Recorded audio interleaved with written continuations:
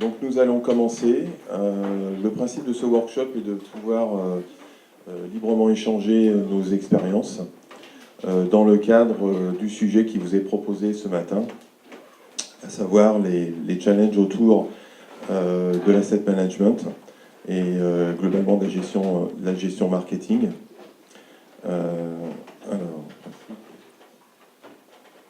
Donc je pense qu'on va commencer déjà par tous se présenter. Alors je commencerai déjà peut-être par moi-même, juste en étant le modérateur de cette session. Donc je m'appelle Frédéric Sanuy, je suis responsable marketing et solutions d'une société allemande qui s'appelle Dalim Software et qui distribue depuis de très longues années, pratiquement une trentaine d'années, des solutions de gestion de content management pour globalement les marques, les agences, les donneurs d'ordre, les corporates à travers le monde. Et donc j'ai le plaisir et l'honneur de réunir autour de cette table 4 experts dans des branches finalement un petit peu différentes, comme vous allez le voir, mais qui finalement se réunissent autour de cette même problématique et des enjeux au-delà de la transformation digitale, en tout cas des enjeux de l'asset management et de la distribution des assets. Donc on va peut-être commencer déjà par Francis. Alors il faut appuyer sur le micro pour... Bonjour, Francis Méliard. Je dirige l'agence PIMBIM. PIMBIM est spécialisée en production de contenu, particulièrement tout ce qui est data et contenu. On apporte aux marques la possibilité de produire du contenu sur plus de 14 formats de contenu, dans 25 spécialités en 15 jours.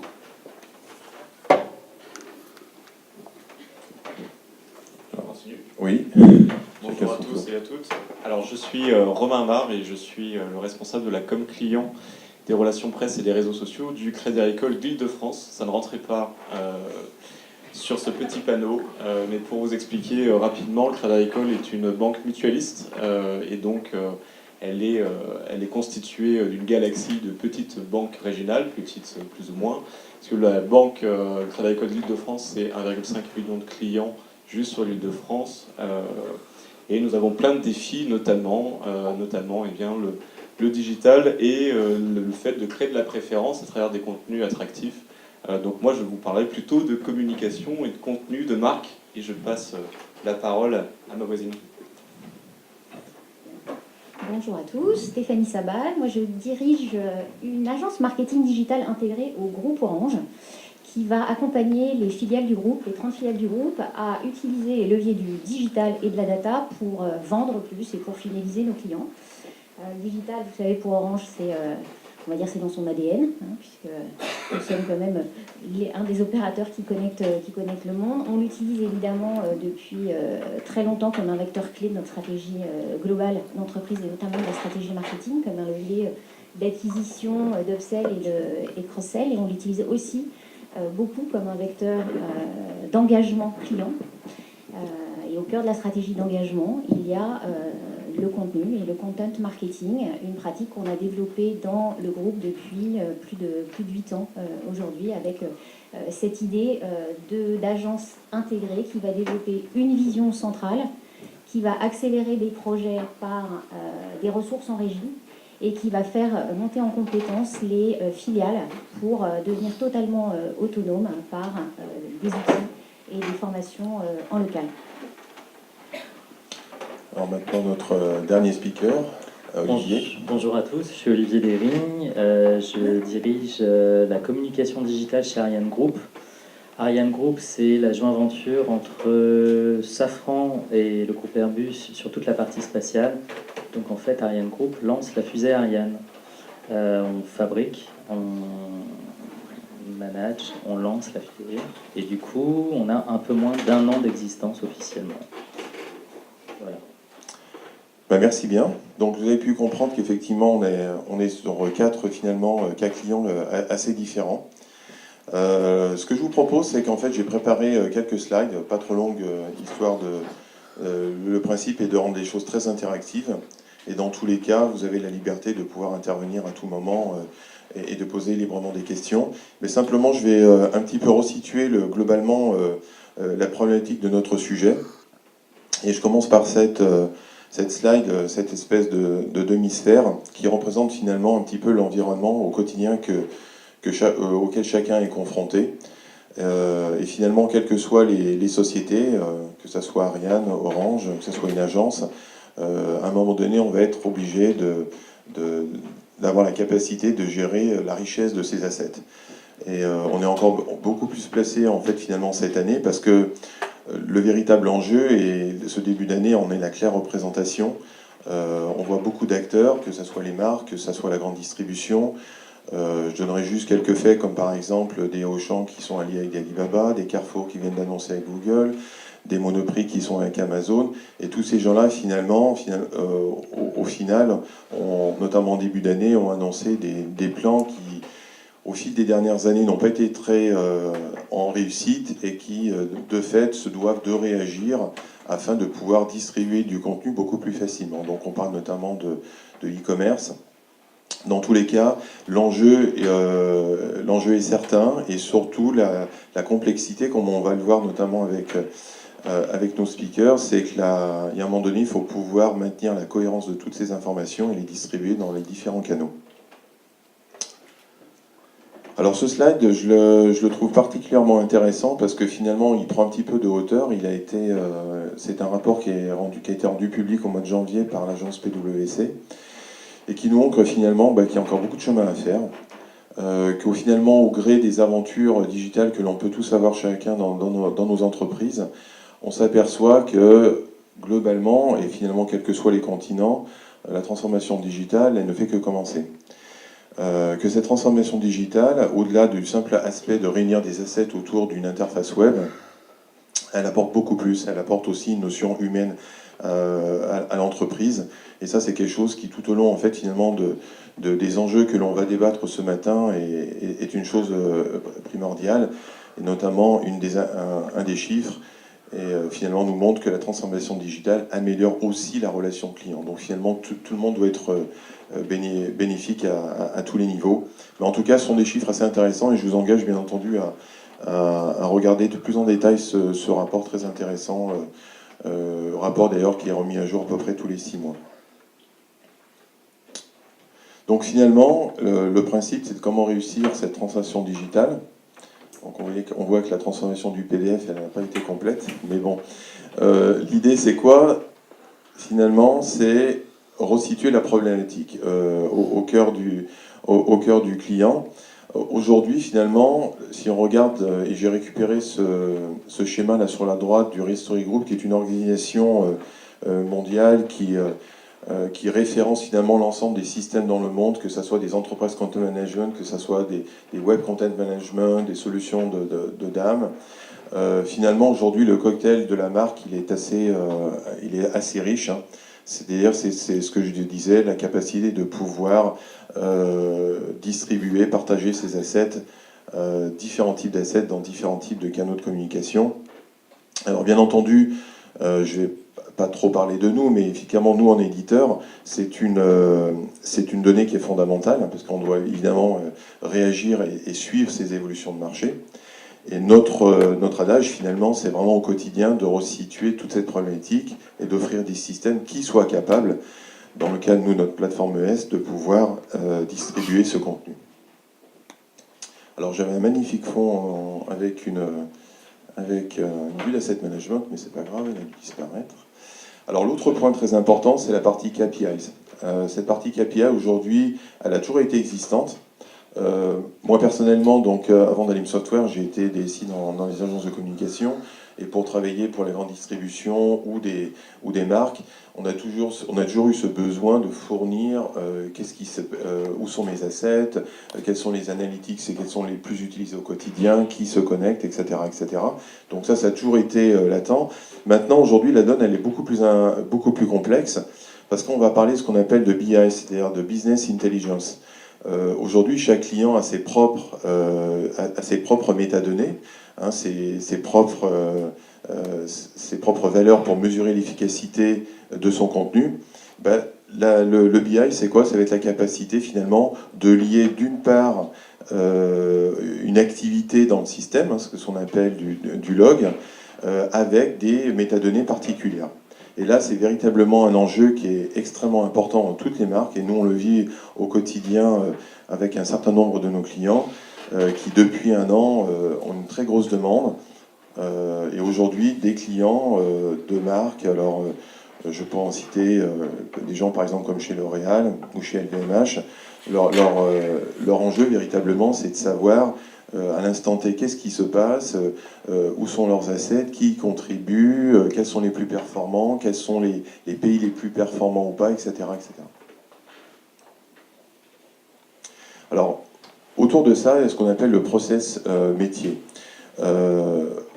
Une dernière étude de chez Gartner publiée en septembre l'année dernière nous montre que finalement beaucoup et je pense que vous le vivez au quotidien, dès que vous êtes sur du travail, des échanges de contenus digitaux, je pense que c'est extrêmement rare d'échapper à des liens Dropbox, des liens WeTransfer, etc. D'accord ? Et donc au final, d'ailleurs je vais peut-être faire un petit sondage, quels sont parmi vous ceux qui au quotidien finalement dans la relation aussi bien interne ou externe utilisent ces outils entre guillemets gratuits, enfin plus ou moins gratuits que sont Dropbox, Drive ou WeTransfer. Donc finalement la problématique elle est bien là, c'est que finalement on les utilise tous, hein, et nous-mêmes en échangeant nos informations, on a procédé de la sorte. Mais en fait, ça repose finalement là une vraie problématique parce que, et notamment nous on le voit au niveau de clients, la donnée aujourd'hui, et notamment depuis le mois dernier avec une nouvelle réglementation européenne, les données de toute façon appartiennent aux clients. Maintenant, on sait que tous les systèmes, hein, que ce soit les Dropbox, les WeTransfer, globalement sont piratés au moins une fois par an. Et quand ces types de plateformes sont piratées, c'est plusieurs millions d'accès qui sont souvent en jeu et non seulement un seul. Donc finalement, aujourd'hui, on peut se poser la question, qu'est-ce qui est le plus efficace pour vous, clients, pour vous, donneurs d'ordre, pour vous, représentants d'une marque? Est-ce bien... la problématique, c'est que finalement, est-ce qu'on fait bien d'utiliser ces types de moyens finalement gratuits qui sont à peu près mis à disposition pour échanger nos datas? Et si finalement on utilise ça, on peut peut-être se poser la question, est-ce que finalement les systèmes que l'on a en interne, alors soit on a trop de systèmes et dans ce cas-là finalement c'est plus trop lequel utiliser, c'est ce que l'on voit chez la plupart de nos clients, où très souvent en découverte on s'aperçoit qu'il y a 3 dames, il y a 2 PIM, etc. Mais souvent on s'aperçoit que les systèmes ne vont pas forcément répondre à votre problématique. Parce que finalement les clients travaillent comment aujourd'hui? Les clients ils travaillent avec un process métier. C'est-à-dire qu'on va valider des assets à travers ce qu'on appelle des workflows où on va avoir une validation du marketing, une validation des équipes web, etc. Et aujourd'hui, très rares sont les outils qui effectivement permettent de mapper ce qu'on appelle le business process mapping du client, de la marque, du donneur d'ordre avec l'outil web. Donc là, c'est pour ça le processus métier extrêmement important, auquel je rajouterais bien évidemment une notion humaine, parce que comme je le disais dès le départ, toute transformation digitale, toute réussite d'un projet, quelle que soit la solution, ce sont d'abord des hommes qui mettent en place des process. Donc voilà, donc maintenant on va commencer par, j'ai terminé ma petite présentation, je vais commencer par interroger donc chacun de nos auditeurs, notre speaker. Voilà, je vais revenir pour que vous puissiez bien les identifier. Et on va peut-être commencer, on va reprendre l'ordre avec Francis et Pimbim. Et dans le contexte aujourd'hui, donc comme vous l'avez compris, Pimbim travaille sur énormément de contenu à produire, à livrer. Et la première question que j'aurais pour vous tous, c'est d'abord, quelle est aujourd'hui la richesse des assets que vous avez à traiter? C'est vaste, on a 3 heures. Alors la richesse, c'est intéressant de voir ces slides parce que ça conforte l'idée, je prends un tout petit peu de recul par rapport à la question, du fait qu'il y a 2 mondes. Il y a un monde dans lequel nous sommes et certains de nos clients qui sont effectivement très en attente de data. Ils dépensent de l'argent, ils veulent savoir combien ça rapporte. On fait des analyses sur des centaines de milliers de mots-clés qu'on compare, qu'on challenge, on produit des contenus ultra pointus pour des prospects. Enfin voilà, on va très très très très loin et la moindre des informations est découpée et analysée. Et tout ça, effectivement, doit s'inscrire dans une logique métier et dans des process extrêmement lourds. D'où le fait qu'on a développé des outils informatiques qui nous permettent déjà de répondre à ces process, mais qui nous permettent même d'aller chercher, on a un peu plus de 900 experts en Europe, qui nous permettent d'aller chercher les compétences en temps réel. C'est-à-dire que l'humain est devenu une data qu'on va chercher en temps réel, qu'on utilise en temps réel et qu'on optimise en temps réel. Il n'y a pas d'esclavagisme dans ce terme, c'est vraiment aller chercher la bonne compétence au bon moment. Ça, c'est notre lot commun. Ceci étant, la semaine dernière, j'ai eu un petit problème tout bête, mon lave-vaisselle est tombé en panne. Donc, rien à voir. J'ai acheté un lave-vaisselle. Et là, depuis 15 jours, tous les sites e-commerce, Internet s'est transformé en lave-vaisselle. Tout le monde veut me vendre un lave-vaisselle et je vois du display de lave-vaisselle partout. Et quand je vois ça, je me dis qu'il y a deux mondes. C'est-à-dire qu'on peut aller très loin et découper, savoir très exactement quelles sont les attentes avec les bons termes et être capable de faire un retour sur investissement au centime près. Et de l'autre côté, il y a un monde qui n'a toujours pas compris qu'on était des humains. Et très clairement, quand j'achète un lave-vaisselle, s'il y a un truc dont j'ai pas envie, c'est d'un deuxième lave-vaisselle. Donc quand on me vendent des produits annexes, qu'on essaye de m'aider, qu'on me vende une assurance, peu importe quoi, il y a sûrement des choses à faire, mais pas me revendre un lave-vaisselle. Pourquoi je dis ça ? Je dis ça parce que toute cette data que vous voyez là, elle est juste. Ce vers quoi on ira demain matin, ça sera notre lot commun, cette data. Et je crois réellement dans le fait que très rapidement, si ce n'est déjà aujourd'hui, on n'aura plus la capacité, sans des outils ultra analysés, temps réel, d'être capable de répondre réellement à ce besoin de personnalisation et de pertinence. Ça, j'en suis convaincu. Ceci étant, la base de la base, c'est avant tout l'humain. C'est-à-dire qu'à un moment, si vous avez un budget qui dit que tous les mecs qui ont acheté un lave-vaisselle doivent acheter un lave-vaisselle, vous avez beau avoir toutes les datas de la Terre, ça ne servira à rien. Donc pourquoi je souligne ça, c'est que quand on discute sur ces assets, quand on discute sur l'interconnectabilité des outils, quand on discute sur la puissance de la data, au fond de tout ça, c'est vrai, mais avant tout, il y a une base qui est juste la réflexion humaine et essayer de faire du bon sens. Ce que l'on souligne avec nos clients, c'est que la durée d'un contenu n'a aucune importance. Typiquement, faire une minute 30, une vidéo d'une minute 30 ou de 5 minutes, ça n'a aucune importance. La vidéo d'une minute 30 n'est pas mieux que la vidéo de 5 minutes. Mais ce qui va faire la différence, c'est la pertinence. Quand on entend partout que les contenus doivent être courts et qu'on va lire un bouquin de 400 pages en rentrant chez soi, la différence, c'est la pertinence. Il ne faut pas qu'une vidéo dépasse une minute 30, on va regarder un blockbuster de 2 heures. La différence, c'est la pertinence. Donc, au fond, la pertinence, c'est avant tout la capacité à se dire, je vais prendre la parole de manière intelligente. Tant que possible, je vais essayer d'en comprendre la data pour que ça soit encore plus intelligent. Mais avant tout, c'est la capacité à s'organiser en interne, à vouloir être malin, à vouloir essayer de comprendre ce que c'est qu'un client. Et à partir de ça, j'ai envie de dire que l'optimisation des outils ne fera que renforcer cette pertinence. Elle ne la créera pas. Voilà, je ne sais pas si j'ai répondu à la question. En tout cas, l'exemple était à propos. Du côté du Crédit Agricole. Alors de notre côté, eh bien on va dire que l'asset le plus précieux, c'est évidemment les données que nous avons de nos clients, hein, puisque quand vous êtes eh bien dans une banque, la banque c'est tout de vous et a un devoir de conseil vis-à-vis de ses clients. Et donc la data nous aide à, de manière régalienne, à vous apporter le conseil le mieux adapté. Donc ça, c'est le premier élément, mais il ne suffit pas. Comme tu l'as dit, il y a une volonté de proximité qui est un peu revue. Proximité, quand j'entends proximité, c'est la capacité à connaître l'interlocuteur auquel vous vous adressez alors que vous ne voyez pas, donc c'est à travers le digital. La data nous permet aujourd'hui vraiment d'avoir une communication ultra ciblée sur le client lui-même. Alors ce qui est assez surprenant chez nous, c'est quand on regarde qui sont nos clients les plus satisfaits, ce ne sont pas forcément les clients que nous voyons régulièrement. C'est les clients qui sont le plus équipés. Eh bien, ils ont l'appli du Crédit Agricole, ils consultent régulièrement leur compte, qu'ils ont la sensation eh bien, qu'on est ultra réactif, alors que finalement il y a beaucoup d'automotion dans la relation qu'ils cultivent. Donc ça c'est la partie, on va dire, 100% digitale. Tout peut se faire, la relation bancaire peut se faire totalement à distance, et il y a également, nous sommes très fiers d'avoir beaucoup de conseillers, beaucoup d'agences, il y a la dimension 100% humaine. Donc on a, je vous ai dit, 1,5 million de clients, et on a 1200 conseillers pour les particuliers en Ile-de-France. Évidemment, ils ne peuvent pas suivre, connaître tout leur portefeuille de clients. Donc la data nous aide énormément à préparer les entretiens les entretiens conseils parce que lui, le client, il l'a préparé avant de venir.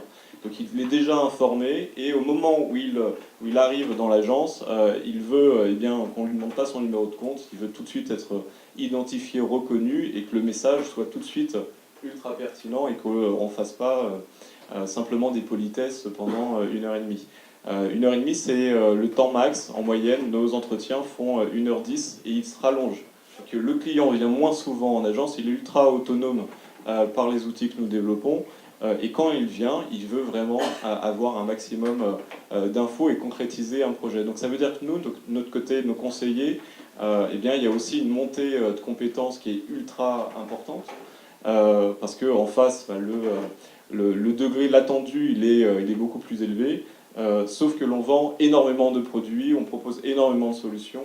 Donc la data nous aide aussi bien simplement à participer au fait que nos conseillers soient le plus pertinents possible et puissent, par justement des algorithmes, le big data nous permettre de se dire, typiquement sur le profil de tel client, les autres le ressemblant ont tel type de produit, et bien je vais lui proposer dans cette famille de produits cette famille qui est consommée par les autres pairs de ce client. Ça, c'est un des exemples, par exemple, un des assets que nous avons. Le plus précieux, c'est évidemment la relation que le client a. Elle peut être purement digitale ou physique s'il vient en agence. On est toujours étonné. La moyenne de connexion sur notre site, un client vient en moyenne 12 fois dans le mois se connecter sur le site de sa banque. Donc vous vous rendez compte le nombre de points de contact finalement que nous avons avec lui à travers le digital. On en a beaucoup moins évidemment sur le physique. Donc c'est un enjeu pour nous très important. Et notre premier asset, la data du client. Le deuxième, c'est la relation. Et le troisième, c'est notre marque qui est ultra puissante. À côté d'Orange, nous sommes tous les trois sur le podium des marques qui rayonnent le plus fortement en France. Donc pour le coup, on a effectivement un asset qui est ultra précieux, c'est cet affect qu'ont les clients et les prospects autour du Crédit Agricole. Merci bien. Alors effectivement, comme tu venais de préciser, maintenant, si du côté d'Orange, je pense qu'on est aussi sur une autre dimension en termes de gestion d'assets divers et variés. Oui, en termes de volume. En tout cas, je partage complètement l'avis de mes camarades sur l'importance de la data et la pertinence au cœur de la stratégie client. Aujourd'hui, je pense que c'est absolument un fondamental. Oui, pour revenir au contexte d'Orange, Orange, je disais, c'est 30 pays, c'est 275 millions de clients, c'est donc des écosystèmes digitaux à créer et structurer dans chaque pays qui font aujourd'hui plus de 300 millions de visites par mois. C'est une application de gestion client qui s'appelle Orange et moi ou My Orange selon les pays, qui fait 12 millions d'active users. Donc c'est déjà un volume et une puissance de cet écosystème digital qui est assez monumental. Évidemment, l'écosystème, il est important à structurer et à animer, pour revenir à notre sujet du contenu. Donc tout l'enjeu, c'est de trouver la dynamique et la pertinence d'animation de chaque canal, que ce soit le site web, l'application, les réseaux sociaux, les sites événementiels. Et ça, évidemment, on voit bien l'ampleur de la complexité. Il y a un autre point important que tu as souligné aussi, c'est quand on parle de stratégie de contenu marketing, il y a quand même deux contextes. Il y a les contenus marque, corporate, plus communication, et puis le content marketing qui va être dédié au marketing et au commercial. Donc chez Orange, ce sont des équipes différentes qui travaillent en collectif et en mode projet, puisque si on est absolument customer-centrique pour le client, mais que ce soit dans une direction communication, marque ou corporate ou au commercial, ça doit être absolument invisible, en tout cas transparent. Donc on travaille en binôme et en mode projet complet sur ces deux dimensions. Donc moi je gère plus spécifiquement la stratégie de contenu marketing et commercial, encore qui est activée en local. Parce que moi je n'active pas les campagnes, ce sont les filiales qui activent les campagnes. Alors comment on s'y prend ? On s'y prend d'abord par une stratégie centrale qui est totalement inspirée par la marque et par la stratégie du groupe, par la stratégie business, donc avec une ligne éditoriale, un ton, des objectifs en termes de KPI, performance, tu l'as rappelé tout à l'heure. Donc ça, c'est quand même assez fondamental. On va produire des contenus en interne au groupe, des contenus importants, des contenus stratégiques qui vont pouvoir être mutualisés dans différents pays. On va pouvoir conseiller aussi, par l'expertise qu'on a acquis, à la fois les équipes et les opérationnels locaux, internes ou externes. On travaille aussi beaucoup en direct avec leurs agences. Voilà. Et puis, ensuite, en termes d'animation extrêmement concrète, on s'appuie sur 2 piliers. On s'appuie d'abord sur un collectif de professionnels dans toutes les filiales, qu'ils soient à la communication, au marketing, à l'expérience client, au service client parfois. Donc on anime une communauté d'experts qui va aussi co-construire les plans, les campagnes, faire les retours d'expérience. Ça, c'est un point qui me paraît absolument fondamental. Tu le précisais sur l'importance de l'humain dans toute cette dimension. Et puis, un deuxième pilier, un deuxième levier, qui est effectivement une plateforme de contenu mutualisé que l'on a créé au niveau du groupe et qui va nous aider à faire de la capitalisation et de la mutualisation de contenu, de l'adaptation. Donc on va soit mettre sur cette plateforme des contenus produits en centrale, complètement découpés, complètement disponibles en divers formats, en diverses images, parce qu'on s'adapte aussi à des spécificités culturelles avec évidemment du français, de l'anglais, et ensuite les pays vont l'adapter dans leur langue. La capacité donnée aux pays d'uploader leur propre contenu et campagne, et puis surtout cette plateforme nous aide à faire vraiment ce travail de retour d'expérience, d'apprentissage permanent sur cette campagne a marché, oui, pourquoi, ce contenu a marché, oui, pourquoi, qu'est-ce qu'on aurait pu faire, aurait pu faire de mieux pour gérer l'ampleur des assets. Donc ça, c'est au niveau corp. Et puis en local, de la même manière, donc il y a une hétérogénéité des filiales chez Orange. Les plus grosses filiales historiques comme Orange France se sont aussi équipées de plateformes elles-mêmes centrales pour l'intégralité de leur production de contenu et de distribution de contenu. Moi, je travaille que sur le canal digital, mais vous voyez bien, quand on parle d'omnicanalité, la distribution est encore plus vaste pour aussi travailler à la fois une capitalisation, une mutualisation des campagnes, donc un gain de temps, un gain de budget, et puis aussi une distribution beaucoup plus pertinente, pour reprendre ton terme, sur le bon contenu à la bonne personne au bon moment. Parfait, je pense qu'on a bien compris. Effectivement, c'est une donnée que j'avais, lorsqu'on a commencé à échanger, je pensais qu'effectivement Orange était soit sur de la prestation agence extérieure, mais effectivement vous avez vos unités de production locales qui permet une certaine agilité finalement dans cette gestion de contenu.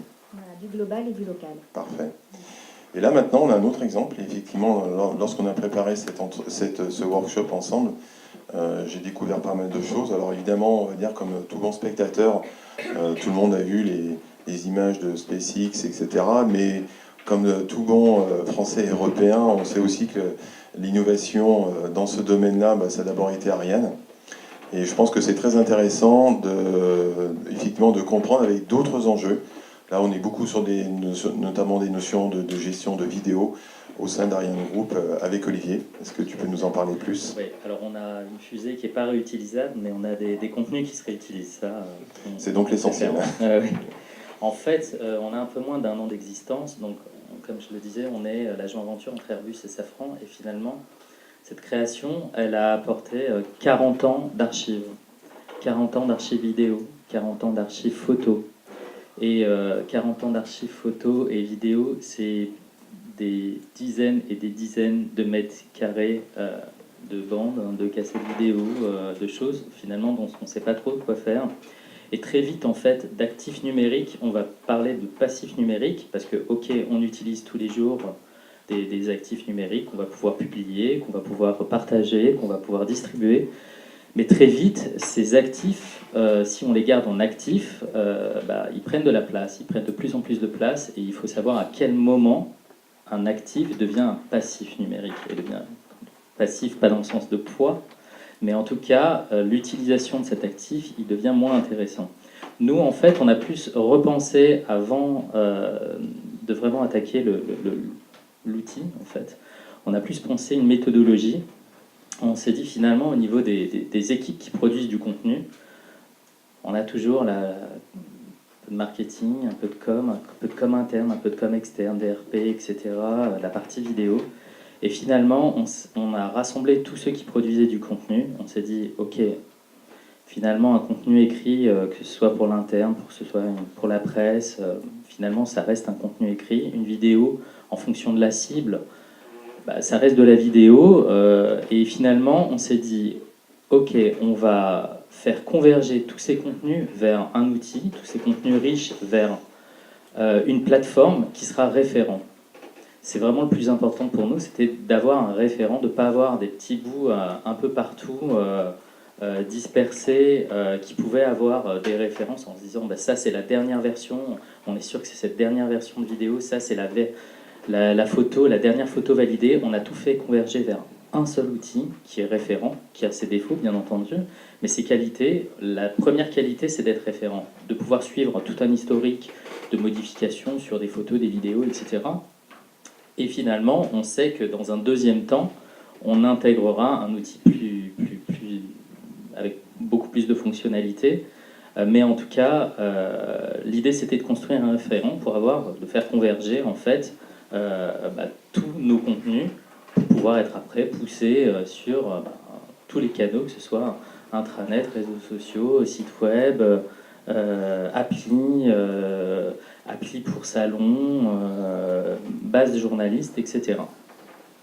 Finalement, on a donc cette base de référence qui va nous servir en fait de base def. En fait, base def, finalement, on va retrouver tous ces contenus. Et puis sur toute la partie haute def, on a un autre outil puisqu'on a pas mal de journalistes, pas mal de chaînes télé qui sont intéressées, sur lesquelles là on va gérer tout ce qui est footage, images haute def, etc. et qui nous permet aussi de regarder qui vient chercher quoi et qui permet aussi aux équipes de relancer quand ça va bien les bonnes chaînes de télé quand elles viennent récupérer des footages par exemple. J'aurais peut-être une petite question parce que, par exemple, pour vous situer, nous chaque année on va suivre le salon de la vidéo mondiale qui est le NAB Show à Las Vegas.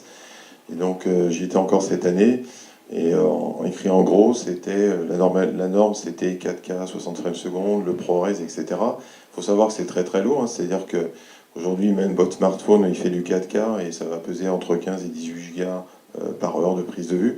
Aujourd'hui, comment vous arrivez à canaliser? C'est quelque chose que vous faites en interne ou alors avec des agences externes? Non, on travaille avec des agences externes. Au début, clairement, on s'était facilité, on s'était dit format carré, en tout cas toute la partie réseaux sociaux, format carré, Facebook, Twitter, Facebook, Twitter ou même Insta, format carré. Et puis en fait, dans l'usage, on se rend bien compte que les personnes, quand elles sont elles vont tenir leur téléphone comme ça quand elles sont sur Facebook, mais quand elles sont sur YouTube, naturellement elles vont pencher le téléphone pour regarder leurs vidéos. Et du coup, d'un format, on s'était dit on rationalise, non, on produit de toute façon en 16 neuvième et en 4e. Et aujourd'hui, pour avoir un petit peu passé de temps sur votre site, sur la chaîne YouTube, aujourd'hui il y a une chaîne YouTube, mais je crois qu'il y a des projets pour... Exactement. En fait, la chaîne, très sincèrement, on se sert clairement, en fait, toutes nos bases def, en fait, on les retrouve sur les réseaux sociaux, finalement. Et YouTube nous servait juste à embedder des vidéos. La chaîne YouTube, sur notre précédent site, nous servait uniquement à embedder les vidéos parce qu'il n'y avait pas de lecteur vidéo intégré à notre précédent site. Aujourd'hui, le fait qu'il y ait un lecteur vidéo, on attaque la chaîne YouTube un peu autrement. C'est un des projets qu'on doit finaliser avant la fin de l'année, tout à fait. D'accord. Ouais, en tout cas, d'autres enjeux. Ouais. Et donc, du coup, peut-être pour revenir à Francis, et sur la partie, ce type d'asset, aujourd'hui, lors de ce travail, ce partage d'assets, comment arrivez-vous quel type de process avez-vous mis en place pour valider ce contenu à travers tous les acteurs? Est-ce qu'on est comme, on va dire, 80% de la salle, on s'envoie un WeTransfer, comment ça se passe?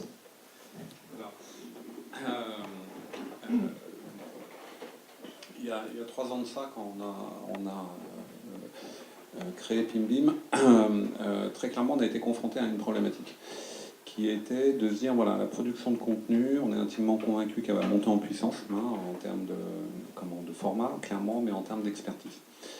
Donc il va falloir être capable de produire des contenus de plus en plus à forte valeur ajoutée, et le timing étant un élément qui n'a plus d'existence aujourd'hui, ça veut dire qu'il va falloir le faire de manière de plus en plus mature, sur des formats différents et de plus en plus vite. Bon. Et le problème du contenu, on finit par l'oublier parce qu'on a des outils comme ça qui nous donnent accès à n'importe quel contenu. Le problème du contenu, c'est que ça coûte de l'argent. Mais au regard d'une plateforme, d'un site internet, d'un site e-commerce, ça vaut rien. Un article de blog, c'est quelques centaines d'euros. Une vidéo, c'est quelques tout petits milliers d'euros. Même si on en consomme tous les jours, on a l'impression que tout ça c'est gratuit, ça coûte quand même un peu de temps. Et donc, en fin de compte, lorsqu'on fait du contenu, on est confronté à une problématique qui est de dire ça doit être de plus en plus pointu, ça doit être fait de plus en plus rapidement, et au final, ça coûte pas grand-chose. Comment arriver à être pertinent quand on produit du contenu, et tout en gardant des formats qui restent accessibles pour nos clients. C'est-à-dire que dire à un client ta vidéo va te coûter 60 000 euros, ça marche peut-être sur un, mais c'est tout. Donc clairement, c'est pas possible.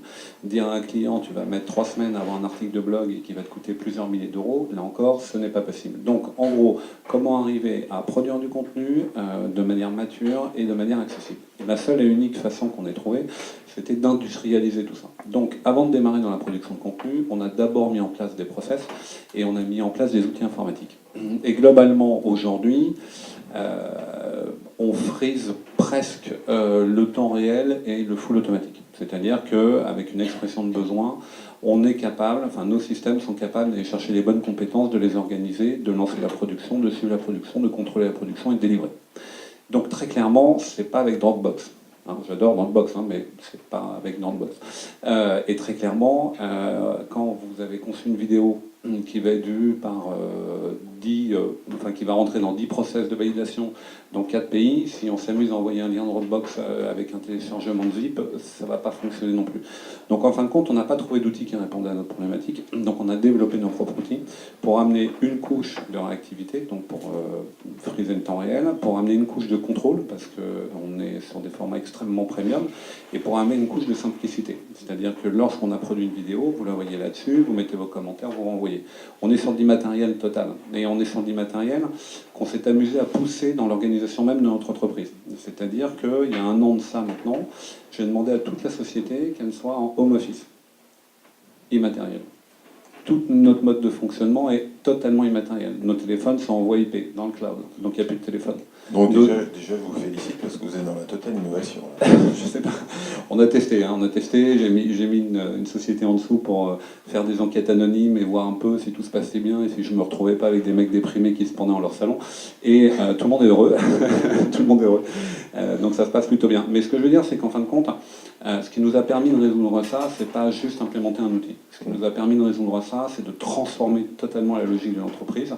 Et ça va jusqu'à, il y a une petite année de ça, en gros, on était sur une organisation assez traditionnelle. On avait des outils informatiques très puissants, mais sur une organisation très traditionnelle, ce qui fait que, en gros, il y avait moi qui prenais des décisions, le top management et les gens qui faisaient. Bon, très clairement, influer des process dans ce mode de fonctionnement, influer des outils en cloud totalement virtuel, ça doit sûrement marcher, mais ça a ses grandes limites, et en tout cas ça ne pouvait pas fonctionner dans notre mode de fonctionnement, pour une raison qui est très simple, c'est qu'au final, si vous déresponsabilisez l'humain, et que cet humain n'est pas dans une pièce avec un ordinateur, avec une pointeuse, en fin de compte, on est tous humains, dès qu'on peut prendre 3 minutes pour aller boire un café dans le dos du patron, on le fait.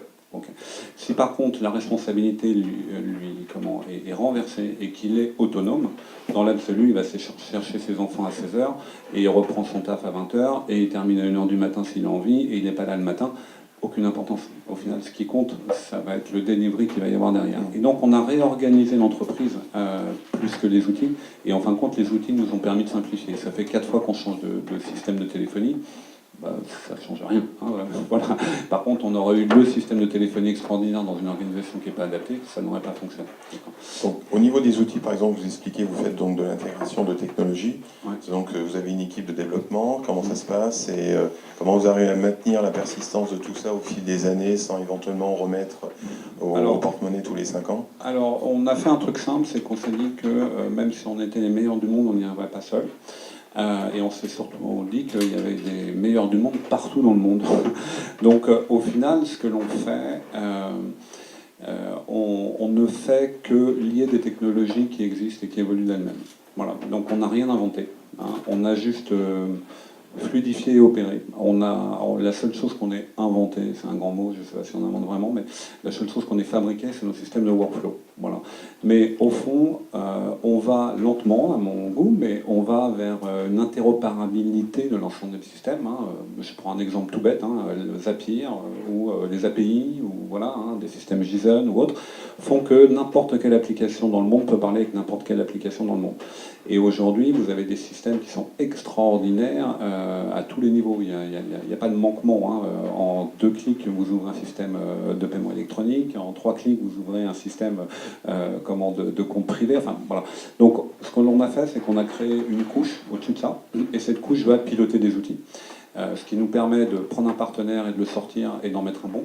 Un nouveau, ce qui nous permet de rajouter 3 partenaires, puisque tout ça parle les uns avec les autres.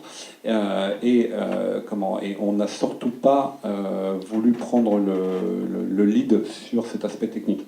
On croit fondamentalement qu'au final la technique disparaîtra. Hein. Plus elle montera en puissance, plus elle disparaîtra. Je discutais l'autre fois avec un confrère sur les outils de marketing automation qui sont vraiment pour nous un cœur sur l'intelligence du marketing de demain et une vraie capacité à comprendre son audience. Et aujourd'hui, il faut savoir que c'est des outils que vous ouvrez, ça met à peu près 1 heure, on scanne tout ce qui se passe, et il y a des gens qui sont des consultants et qui vont faire du stream pour essayer d'identifier des personas, etc. Bon. Et ce que je lui disais, je lui dis, voilà, pour moi, fin 2018, il n'y a plus personne. Fin 2018, c'est la data qui va piloter ça. Et ça sera encore plus fin et ça aura encore plus de sens. Donc, au fond, on va vers une évolution telle que s'amuser à construire ses propres outils, avant même que l'outil soit fini, on est déjà en retard. C'est donc pas possible. Donc, on ne fait que s'appuyer sur des technos. Et là encore, je retourne dans le côté pertinence. C'est la pertinence de l'outil par rapport aux besoins qui va donner sens. Et est-ce que vous pratiquez un petit peu ce qui se fait de plus en plus, et je suis une discussion encore hier soir tard là, sur BFM, sur l'open innovation en tant que tel, c'est-à-dire ce partage également de ressources avec, de technologies, aussi bien avec vos partenaires qu'avec des clients ou même d'autres sociétés? Alors, sur le papier, oui. Dans la vraie vie, non. Voilà. Au final, je vais me faire plein d'ennemis, je pense. Au final, on raconte beaucoup de choses, mais on est très, très en retard. Pour vous donner un ordre d'idée, je cherche des partenaires RP, par exemple, full digital. Pourquoi? Parce que, étant donné qu'on ne fait que utiliser des flux de contenu, donc ça passe par le contenu, mais la data, l'analyse, le KPI, très clairement, il se peut à un moment que la maturité d'un client fasse qu'on ait besoin d'RP, par exemple. Prenons cet exemple. Aujourd'hui, en France, alors peut-être que je me suis mal débrouillé, mais aujourd'hui, en France, trouver une société de relations presse qui soit capable de comprendre des flux, traiter son métier et me renvoyer des flux, d'accord, je n'ai pas trouvé. D'accord. En France.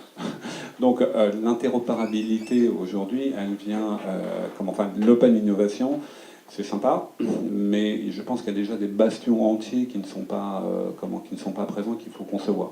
Par contre, ce que je vois de plus en plus, ce sont des acteurs individuels, alors qu'on peut appeler start-up, mais ce n'est pas toujours des start-up, qui vont concevoir des outils dans ce sens.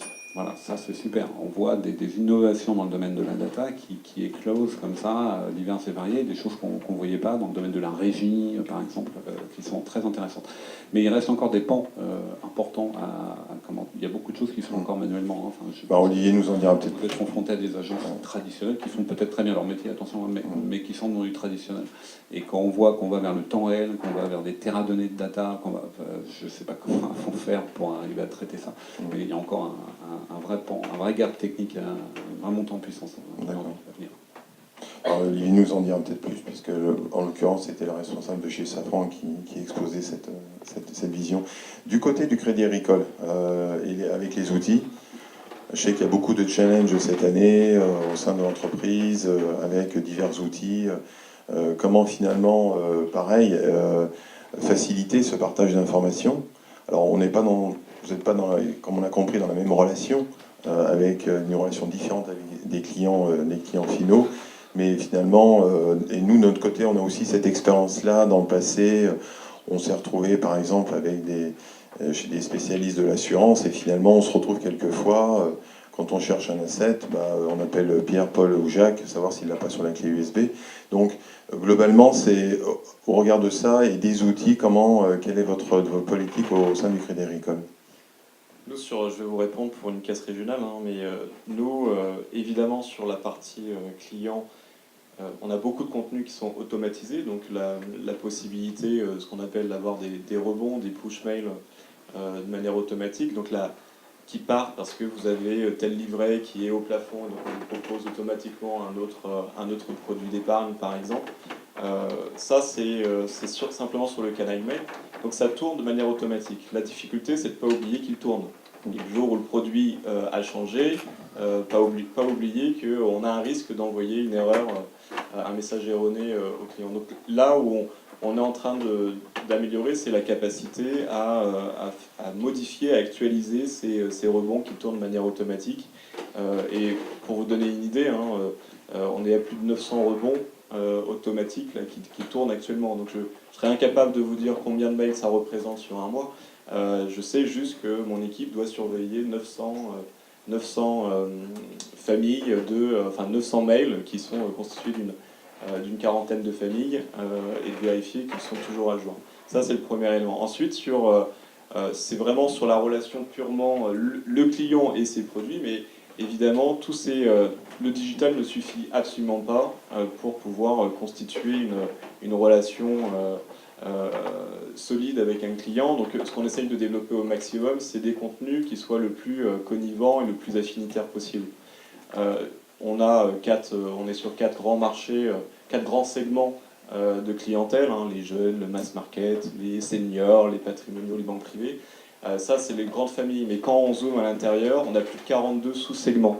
Et on va travailler en vertical et de se dire, au-delà même des problématiques d'âge, etc., si vous aimez le foot et vous êtes jeune, on va vous parler différemment qu'un étudiant qui est en train de basculer dans la vie active. Tous les contenus affinitaires qu'on va lui proposer seront totalement différents.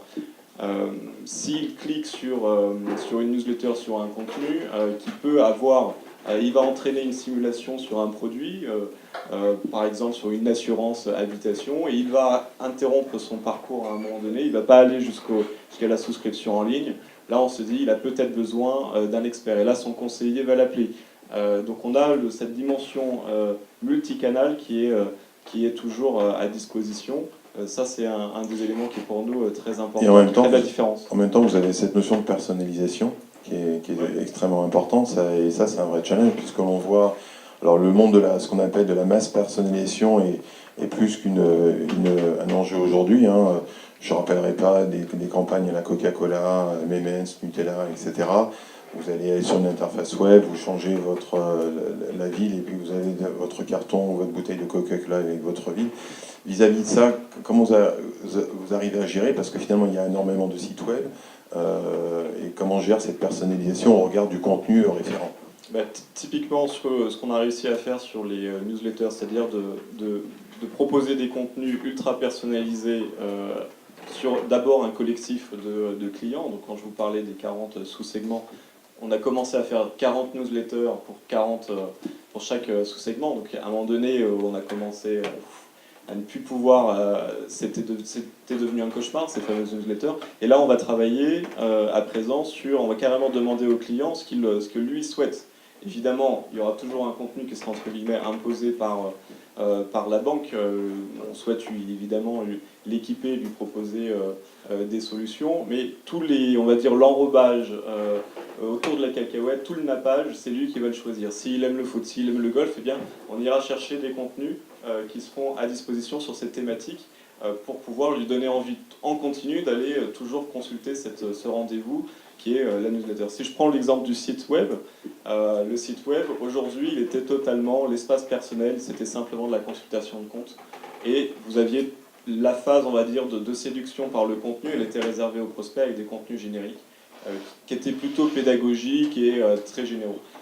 Aujourd'hui, on va pouvoir, dans quelques mois, à la fin de l'année, pouvoir proposer des contenus dans le site qui sont liés vraiment aux clients. Si je prends un exemple très concret, on sait que vous avez fait une demande de prêt IMO, il y a un déblocage de fonds prochainement. Déblocage de fonds, ça veut dire signature chez le notaire. Ah, on a détecté que vous n'aviez pas d'assurance habitation chez nous. Là, vous avez un nouveau logement, donc votre contrat d'assurance initiale est cassé. Vous avez la possibilité d'avoir un nouvel assureur. Eh bien, on va vous envoyer du contenu pédagogique sur l'assurance habitation. C'est quoi l'assurance habitation en Ile-de-France? Quels sont les éléments spécifiques à notre région? Et après arrivera, dans un second temps, la proposition du produit. Mais on aura, par cette info liée à un produit, tirer le fil jusqu'au bout en passant par le contenu et ensuite par une proposition commerciale. Ça, c'est un des exemples. D'accord. Et au niveau des outils en eux-mêmes, c'est quelque chose qui est plus au niveau des, on va dire, cette partie, la partie purement outils et communautaire, donc c'est l'ensemble des caisses régionales qui disposent des mêmes outils et les développements sont propriétaires parce qu'on a le deuxième métier finalement d'une banque, c'est l'informatique, c'est le digital. Donc on a énormément de développement propriétaire. D'accord. J'imagine chez Orange aussi. Voilà. Alors effectivement, chez Orange, on va passer également aussi à une autre phase, parce que tous ces éléments qu'on vient d'évoquer, de personnalisation, de partage, je pense qu'effectivement, personnellement, je suis client Orange pratiquement depuis 20 ans, et effectivement, quand je regarde finalement le portail, effectivement, il s'est extrêmement enrichi, et je dirais que depuis le lancement de l'application Orange et moi, il y a à peu près 3-4 ans, effectivement, et d'ailleurs, c'est peut-être une autre question. Ce que j'assente, c'est qu'aujourd'hui, je préfère presque finalement regarder le fil d'information sur mon mobile que sur le site internet, ou finalement qui est peut-être moins adapté à ce type d'échange. Donc en termes d'outils, chez Orange, comment ça se passe? Pareil, est-ce que c'est de l'intégration personnalisée? Est-ce que, comme dans le cas de Francis, on va utiliser le meilleur de la technologie et avoir son unité qui va consolider tout ça pour avoir un outil véritablement custom et adapté à la diffusion de vos médias? Tu parles d'outils ou tu parles de contenu, en fait? On disait au bout du bout, oui. Ce qu'il faut, c'est que... C'est le contenu, on est tous d'accord. C'est que le contenu soit adapté, pertinent, juste. Tout à fait. Et effectivement, on s'équipe chez nous de capacités data extrêmement puissantes. Alors oui, c'est vrai, on a la chance chez Orange d'avoir une société qui est data-driven, qui est riche d'intelligence, d'ingénierie et qui est en capacité de produire énormément de solutions, d'algorithmes internes qui nous permettent de très bien utiliser la donnée de nos clients avec leur consentement. On n'est quand même pas très loin de cette signature GDPR. On est aussi, c'est vrai, une entreprise qui est chanceuse. On est une entreprise qui est data rich. On est sur des business d'abonnement. On est sur des marchés de mobile, fixe, télé, donc avec énormément de services. On est un opérateur multiservice aujourd'hui avec la banque maintenant. Donc on a une variété d'informations, une diversité d'informations sur chaque client et chaque utilisateur, qui est extrêmement précieux. Et donc tout l'enjeu est effectivement d'utiliser cette capacité pour aller ensuite alimenter à la fois, on va dire, les briefs de contenu, ce que l'on veut faire, et puis ensuite de l'utiliser pour adapter la distribution du contenu dans les différents canaux. Alors, dès lors qu'on est dans la distribution, évidemment, on repart sur une logique outil, donc avec des DAM, par exemple, des Digital Asset Management interfacés avec des DMP, qui vont avoir cette intelligence de diffusion ciblée à la moitié, mais on utilise aussi en amont, et je pense que ça c'est très intéressant, et tu le signalais tout à l'heure, c'est aussi cette intelligence data pour savoir quoi produire. Et par exemple, je ne sais pas si vous avez eu l'occasion d'être en contact, j'espère, avec les derniers films sur la fibre Orange qui s'appelait Tu veux la fibre, qui étaient des petits films très dynamiques postés voilà, en display sur tous les réseaux sociaux. Il y a 5 formats différents et la manière dont on a travaillé pour la conception même de cette campagne, c'était d'abord d'utiliser de la donnée. Donc on est allé chercher chez nous, sur les blogs, sur les forums, sur les réseaux sociaux, tout ce qu'on pouvait recueillir comme verbatim spontané des consommateurs qui parlaient de la fibre, pour arriver à comprendre quelles étaient leurs attentes, mais aussi leurs points de douleur, leurs ressentis réels en termes d'usage. Et cette matière nous a aussi permis d'adapter des choses, on va dire des objets, des sujets dont on était assez conscient, et puis des petites choses, des petits signaux faibles dont on n'avait peut-être pas mesuré l'importance, et permis aussi d'adapter en fait notre propre création. Et de pouvoir comme ça sur une même campagne, qui globalement on vous dit que la fibre, la meilleure, c'est Orange, mais de dire pour telle cible, tel usage, on va lui parler de manière beaucoup plus précise, style précis avec les mots précis. C'est toute la richesse aussi de cette nouvelle data et ce qu'on appelle le social listening. Alors on s'est doté chez Orange d'une capacité de social listening extrêmement puissante. Moi j'ai lancé il y a 2 ans le Data Studio chez Orange qui est autour de cette capacité de social listening et qui est extrêmement précieuse puisque je vais aller collecter les mots tels que les gens les disent.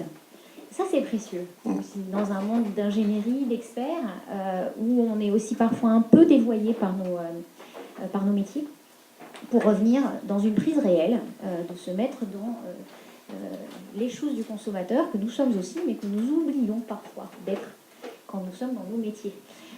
Et donc, cette campagne, elle est extrêmement performante aujourd'hui. Elle a gagné un prix de la créativité et de la data, et c'est vraiment les directions dans lesquelles on va.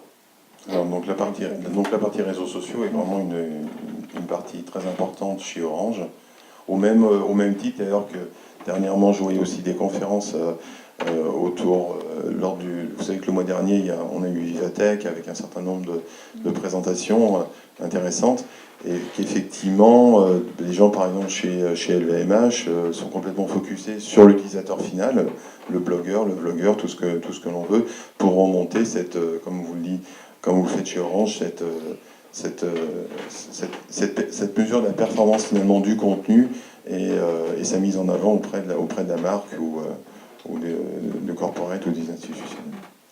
Les réseaux sociaux sont un des points de contact aujourd'hui, clients, donc un des points majeurs de contact de l'écosystème digital que nous construisons pour être en relation la plus fréquente possible et la plus juste possible avec chaque utilisateur. Donc oui, c'est vrai, chez Orange, c'est une démarche qu'on a, on va dire, presque industrialisée maintenant, depuis longtemps. On est à l'échelle mondiale avec des volumes de 28 millions de fans sur Facebook, plus de 1,5 million de followers. Évidemment, ça reste très spécifique pour chaque marché.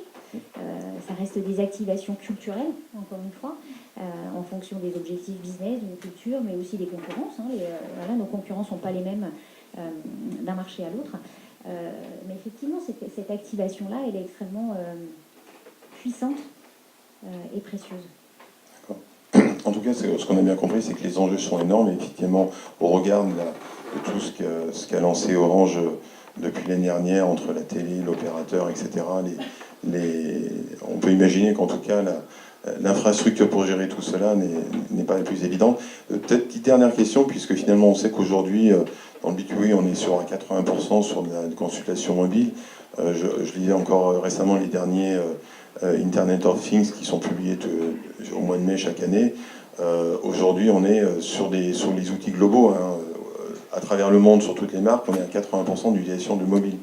On est à plus de 65% de la décision d'achat sur le mobile. Donc, en tout cas, ce passage à la mobilité, même si tout à chacun l'utilise au quotidien, ça a véritablement aussi changé chez Orange la notion de gestion des assets. Oui, complètement. On est aujourd'hui dans une stratégie qui est mobile-centrique, qui est mobile-first. Qui n'est pas mobile-centrique, Mobile first. Ouais.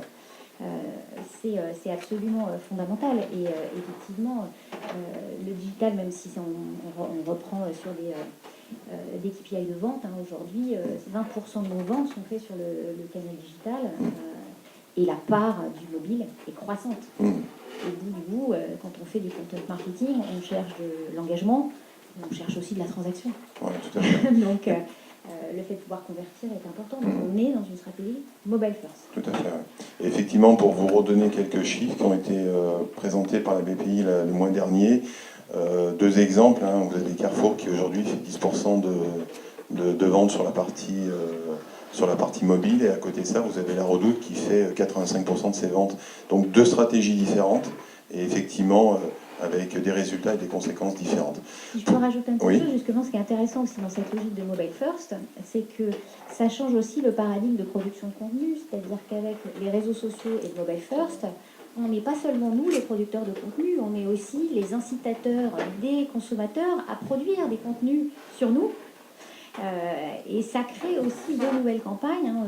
Je pense qu'on le fait tous aujourd'hui sur ce qu'on appelle le user generated content, mais qui crée aussi une autre relation entre les marques et ses consommateurs, qui crée d'autres cercles d'influence et qui crée une dynamique marketing qui est extrêmement précieuse. Tout à fait. Merci. Alors, de retour chez Ariane. Et donc, effectivement, on regarde ce que j'ai échangé avec Francis, puisqu'hier soir, en fait, c'était la discussion que je suivais, c'était avec les représentants de chez Safran, donc, où j'ai découvert aussi pas mal de choses en termes de technologie, d'échange, avec des échanges beaucoup qui sont faits avec KPMG, etc. Enfin, en tout cas, il y a un foisonnement de technologies. Au regard de cette technologie, dans tout son état de l'art, on va dire, aujourd'hui, en termes d'intégration d'outils, est-ce que vous êtes dans cette même donne de construction de portails personnalisés, Oui. avec des choix de technologie, et comme l'a très bien expliqué Francis au départ, on mesure sa performance, lui on le garde, on peut le changer, et afin de maintenir finalement la gestion de ce contenu au fil des années. Alors, je dirais que pour des raisons évidentes, Ariane ou Safran ont dépendant civil, mais ont dépendant militaire. Et Ariane Group a un pendant militaire, donc clairement on ne peut pas utiliser WeTransfer ou Dropbox, c'est impossible en fait. Donc on a fabriqué tout bêtement notre propre système d'envoi de fichiers volumineux qui marche exactement de la même façon que WeTransfer, avec une autorisation qui est donnée au correspondant. C'est plus par rapport à ce qui a été dit auparavant, je pense qu'on est assez en phase. Finalement, comment on a construit nos outils, c'est assez simple. On a d'abord analysé tout ce qui se disait sur nous par rapport à nos contenus. On a analysé tout ce qui se disait sur nous pour pouvoir, de ces discussions, gérer des cibles, vraiment cibler les différentes strates de population qui nous intéressaient. De ces cibles, on en a déduit une charte éditoriale. De cette charte éditoriale, on en a déduit des contenus. Et finalement, on est arrivé à un triptyque qui dit contenu, target, channel. C'est vraiment, on reste tout le temps là-dessus. On construit un contenu pour une ou plusieurs targets, pour un ou plusieurs channels. Finalement, la génération de contenu, elle peut coûter cher, bien entendu. Et finalement, cette génération de contenu qui coûte cher, elle doit être reusable. On doit pouvoir, d'une vidéo qu'on va publier sur les réseaux sociaux, être partagée sur un intranet, être partagée sur un portail, elle doit pouvoir faire partie d'une appli, ou demain, être présente sur un salon et diffusée en boucle dans une salle d'attente. Et du coup, tout le raisonnement qu'on a eu autour, vraiment, on a mis en dernière étape, on a vraiment parlé plus méthodologie, et en dernière étape outils, pour voir vraiment ce qui nous intéressait, notre manière de générer du contenu. On n'a pas des budgets non plus exponentiels. Et bien sûr des KPI, pour vraiment essayer de lier tout ça entre le contenu qu'on génère, pour quelle cible, quelle réutilisation, et puis où est-ce qu'on va placer ces différents contenus, pour quel KPI on en tient. On a une écoute sociale permanente. On a un outil très très puissant qui nous permet, de scanner toutes les conversations sur le web en général, de pouvoir réagir et de pouvoir aussi capter les signaux faibles. Quand je parle de signaux faibles, c'est que finalement, les crises, puisqu'on est tous confrontés à des crises de communication, de marketing, finalement, on les sent venir. Si on arrive à être présent et si on arrive à bien regarder ce qu'il faut au bon moment et avoir les bonnes alertes, on voit venir les crises.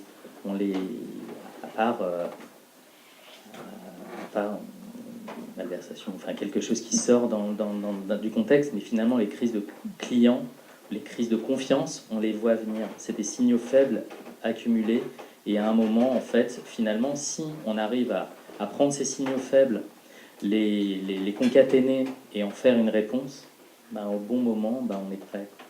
Et quand on parle de KPI, là, parce que je voudrais revenir aussi là-dessus, c'est pas forcément très clair pour tout le monde, hein. On parle beaucoup d'analyse, de KPI. Après, suivant les marchés, c'est très différent. Moi, par exemple, j'ai discuté avec des gens qui travaillent aussi bien chez la Société Générale, au Nasdaq, ou des choses comme ça. Et puis, après, quand on vient dans le monde des médias, les choses sont un petit peu différentes. Donc, au-delà des spécialistes de l'analyse financière, au jour d'aujourd'hui, dans le monde des médias, mesurer une performance d'une campagne marketing, d'un asset, de son utilisation, c'est extrêmement important. On a déjà un petit peu abordé, c'est des questions de retour sur investissement important, parce que derrière, il y a cette qualité de contenu à produire. Chez Ariane Group, là aussi, ce sont des outils que vous avez mis en place vous-même. Oui. Et quel type d'analyse précisément vous recherchez? Alors, en fait, finalement, on ne fait pas de la com pour se faire plaisir. On fait de la com pour quelqu'un, on fait de la com, on produit du contenu pour des cibles. Et finalement, même si finalement on ne tire pas forcément dans le contenu, on fait des contenus pour des cibles qui doivent correspondre à un objectif. Et les KPI, pour nous, c'est vrai qu'on a une force qui peut être différente selon la société dans laquelle on a, c'est qu'on a un affect très fort. On travaille sur l'espace, on travaille sur une base, une manne qui fait rêver en fait. Donc les KPI liés à l'engagement ou au recrutement de fans, etc., c'est des choses qu'on ne regarde pas forcément. Parce que vu de l'extérieur, on peut se dire, bon, ils envoient des fusées sur la Lune, et a priori, ils ont tous les moyens. Exactement. En fait, il faut savoir que nos clients finaux sont le grand public, pour une seule raison, c'est que les budgets qui sont alloués à l'espace dépendent des États, et finalement, les politiques européennes dépendent des citoyens. Et plus la grande force de la NASA, c'est vraiment ça. C'est les citoyens qui portent des sujets et qui viennent faire pression sur des politiques qui allouent des budgets. On le voit, on l'a vu hier ou aujourd'hui aussi, avec les décisions sur l'espace de la communauté américaine. Donc, on a bien entendu des KPI qu'on a mis en place, mais qui sont vraiment propres, je dirais, à l'équipe. On a des KPI visibles, je dirais, pour la direction générale, qui sont vraiment très simples, très simplifiés. Et on a nos propres KPI qui nous permettent de mesurer la performance, bien entendu, de nos postes, de notre engagement, des liens qu'on peut faire entre le site web et les réseaux sociaux, par exemple, mais aussi entre des versions, ce qu'on appelle les versions courtes, ou des contenus courts qu'on va pouvoir poster sur les réseaux sociaux et des contenus plus longs qu'on va pouvoir poster sur le site internet. Donc on a vraiment beaucoup de KPI et qui s'adaptent, bien entendu. On a en permanence, on cherche vraiment à s'améliorer. C'est pas un truc figé, les KPI. C'est des indices à un moment T qui évoluent et qui, quand on rencontre, quand on est dans une crise, par exemple, je vous le dis très clairement, en fait, on s'est rendu compte que le nombre de fans, il était tout le temps en croissance, et que même la perte du nombre de fans qu'on pouvait avoir était toujours régulée par le nombre de fans qui augmentait. Donc c'est pas quelque chose qu'on regardait. Puis à un moment, quand on a eu un problème avec un demi-échec en vol, on a eu pas mal de critiques. En fait, la baisse du nombre de fans ne compensait pas, l'augmentation du nombre de fans ne compensait pas la baisse de fans. Ça, on n'aurait jamais pu l'anticiper avant, en fait, comme on ne le voyait pas.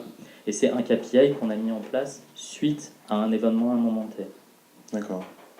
Donc on peut s'attendre éventuellement à avoir un Ariane 6, un roadster à l'intérieur Non, je pense qu'on n'a pas la culture en fait, européenne et pas dans cet esprit. Et je pense que même ça aurait été c'est pas du tout, c'est pas un objectif.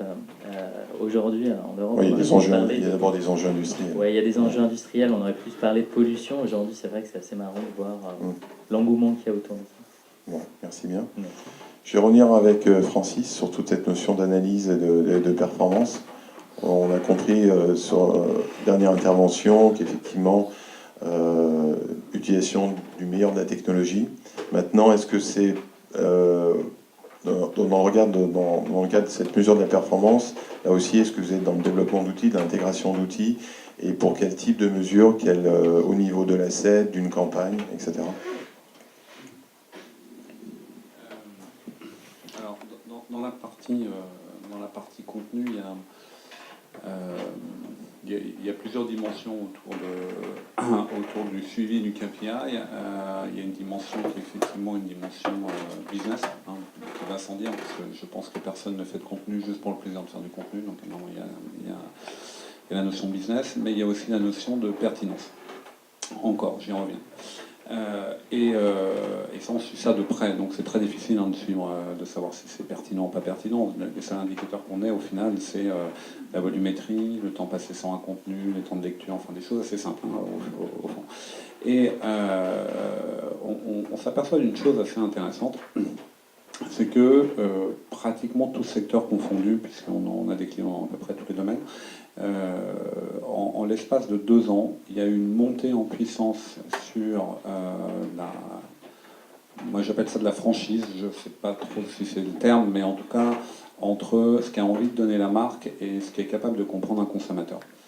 Et aujourd'hui, on s'aperçoit que ce qui fonctionne de manière assez surprenante, c'est l'expertise. Le client est vraiment en attente, à l'écoute, je suppose prêt à revoir les choses d'ailleurs, surtout les contenus qui sont pertinents. Donc on s'aperçoit d'une montée en puissance de contenus en termes de dimension, en termes de format, en termes de fond, qui très honnêtement ne nous arrange pas plus que ça, parce qu'à un moment la pertinence, je ne sais pas comment on arrive à la trouver, on ne peut pas être pertinent tout le temps, mais en tout cas il y a une vraie attente par rapport à ça. Donc vis-à-vis des KPI par exemple, en quoi ça fonctionne, on s'aperçoit que le temps passé sur les contenus est de plus en plus important, que le volume est de moins en moins important par contre, mais qu'au final l'aspect business marche de mieux en mieux. Donc, et je pense que la RGPD, en fin de compte, tout le monde crie, oh là là, qu'est-ce qui va se passer? Ça va juste accélérer les choses, c'est-à-dire que vous allez diviser par 4 vos KPI, mais au final, vous allez peut-être multiplier par X votre retour sur investissement. Donc on va faire du nettoyage. Mais c'est vraiment intéressant de voir, et ce qui me surprend presque plus, c'est nos clients par rapport à ça. C'est que j'ai connu l'époque où on était sur de la volumétrie, on a fait combien, on a quel volume, enfin voilà. Et aujourd'hui, on n'est plus trop là-dessus. Aujourd'hui, on est sur de la qualité. Voilà. Est-ce qu'on lit mieux? Est-ce que ça a plu? Ah, c'est incroyable, cette vidéo, elle a été vue tant de fois, elle a été partagée là-dessus. Ah, voilà, on est vraiment sur quelque chose d'humain, au final. On n'a jamais mis autant de data dans du contenu, et pourtant, on en ressort des choses humaines. Donc, c'est assez amusant de voir les réunions de KPI, parce que, en gros, c'est business, data, volumétrie, pourcentage. Et au fond, ce qu'on regarde, c'est en quoi la marque a été pertinente par rapport à ses prospects. Voilà, donc c'est assez amusant, je trouve. C'est plaisant, d'ailleurs, de voir les marques qui considèrent vraiment leurs prospects. Et donc, d'un point de vue outil, c'est quelque chose qui est intégré, entre guillemets, au plus profond de gestion du DAM et les assets et de leur performance. Alors, oui, et d'ailleurs, on s'est aperçu d'une chose, c'est que on automatise énormément de process, sauf qu'il y a un truc qu'on n'avait pas automatisé, c'était la stratégie. Et donc, on faisait comme nos petits copains, on faisait des réunions avec de la data, avec des clients, on passait beaucoup de temps, on faisait des grands PowerPoint, et en disant voilà où il faut qu'on aille, sous support de data. Ceci étant, au final, tout ça n'a de sens que quand l'élément clé qu'est le contenu en profite pleinement. Et au final, si on prend la chaîne de valeur, vous êtes avec une direction marketing ou une direction de marque, vous allez travailler 1 mois et demi avec de l'analyse de data dans tous les sens, des data scientists, etc., pour sortir une stratégie ultra pointue. Sauf que l'ultra expert qui est au fin fond de la Corrèze et qui va en fin de compte prendre la parole pour la marque, hein, sans que la marque le sache, mais en tout cas ce qui va faire qu'on va obtenir une expertise, lui, les 90 slides avec la data et toutes les réunions qu'on avait, il n'a rien vu. Hein. Alors oui, on lui met des insights, mais en soi, au final, il n'a que X tout petit pourcent de l'intelligence globale qui a été définie sur la marque. Et ça, c'est vrai pour les outils, c'est vrai pour les techniciens, c'est vrai pour les rédacteurs, c'est vrai pour tout. Donc au final, on s'aperçoit qu'on reproduisait la problématique de la data, c'est qu'on a de l'intelligence à droite et qu'au final, on ne l'utilise pas. Donc ce qu'on est en train de faire, et ce que j'espère que tout ça sera finalisé fin de cette année, c'est qu'on va dataiser la stratégie. C'est-à-dire que toute l'analyse, que ce soit les personas, que ce soit les verbatim, que ce soit l'analyse big data, va être full online sur nos systèmes. Et le contenu qui va être produit va être directement lié avec les indicateurs clés. Et on va pouvoir suivre, en fin de compte, là encore, presque en temps réel, 1, quelle était la définition stratégique, 2, en quoi on a consommé, utilisé cette définition stratégique, et 3, sur cette consommation stratégique, quels ont été les retours. Et l'objectif final va être au final, enfin va être en sorte que ça s'auto-alimente. C'est-à-dire que cette stratégie, on l'a définie, on l'a définie comme ultra pertinente, de là on produit, de là on a des retours, et on s'aperçoit qu'au final, il y a des choses qui surperforment et des choses qui sous-performent. Et là, c'est pareil, entre le moment où on analyse ça et le moment où on change la stratégie, waouh, c'est des KPI dans 6 mois. Donc là, l'idée, c'est qu'on lit ça. Et ce qui fait que la stratégie va piloter le contenu va piloter les outils, les KPI vont permettre de valider ou non la pertinence de cette stratégie, une fois dataisée, qui va pouvoir être modifiée, et ainsi de suite. Voilà, faire la boucle. Je pense que c'est ce vers quoi on tourne. On a parfaitement compris.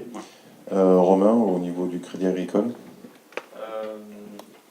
Nous, en fait, on a une petite schizophrénie qui est en fait de se dire... Elle est pardonnée. Hein. Non, mais tout est mesuré, vous l'avez compris précédemment, enfin, vraiment tout est mesuré, et on accepte aussi maintenant, eh bien, que même toutes les actions liées à la notoriété de la marque soient ultra mesurées. Donc on a toutes ces mesures, etc. Mais on ne sait pas, au final, à quel moment la conversion va s'effectuer. On ne sait pas à quel moment on a touché le nouveau client et comment il est venu. On sait juste quand on le questionne, pourquoi vous nous avez choisi, il ne sait pas trop en fait. Il sait qu'un ami lui a parlé de nous. Bon voilà, on a vraiment beaucoup de mal à tracer les actions de notoriété qu'on arrive à suivre de manière très précise. Je vous donne simplement un exemple. Nous avons mis en place un chatbot sur l'orientation scolaire sur Facebook Messenger qui permet bien de conseiller. Ça dure au moins 1h30. C'est évidemment, on peut s'arrêter et continuer le parcours. Et sur l'orientation scolaire, il faut pouvoir aider les plus jeunes à s'orienter et à trouver leur formation et derrière un métier. Donc ça n'a strictement rien à voir avec la banque, vous allez me dire au départ. Sauf que derrière, évidemment, on finance, on fait des prêts étudiants, c'est en ce moment le temps fort. On fait également, on finance le permis, on fait des cartes internationales qui permettent de partir à l'étranger sans frais avec sa carte.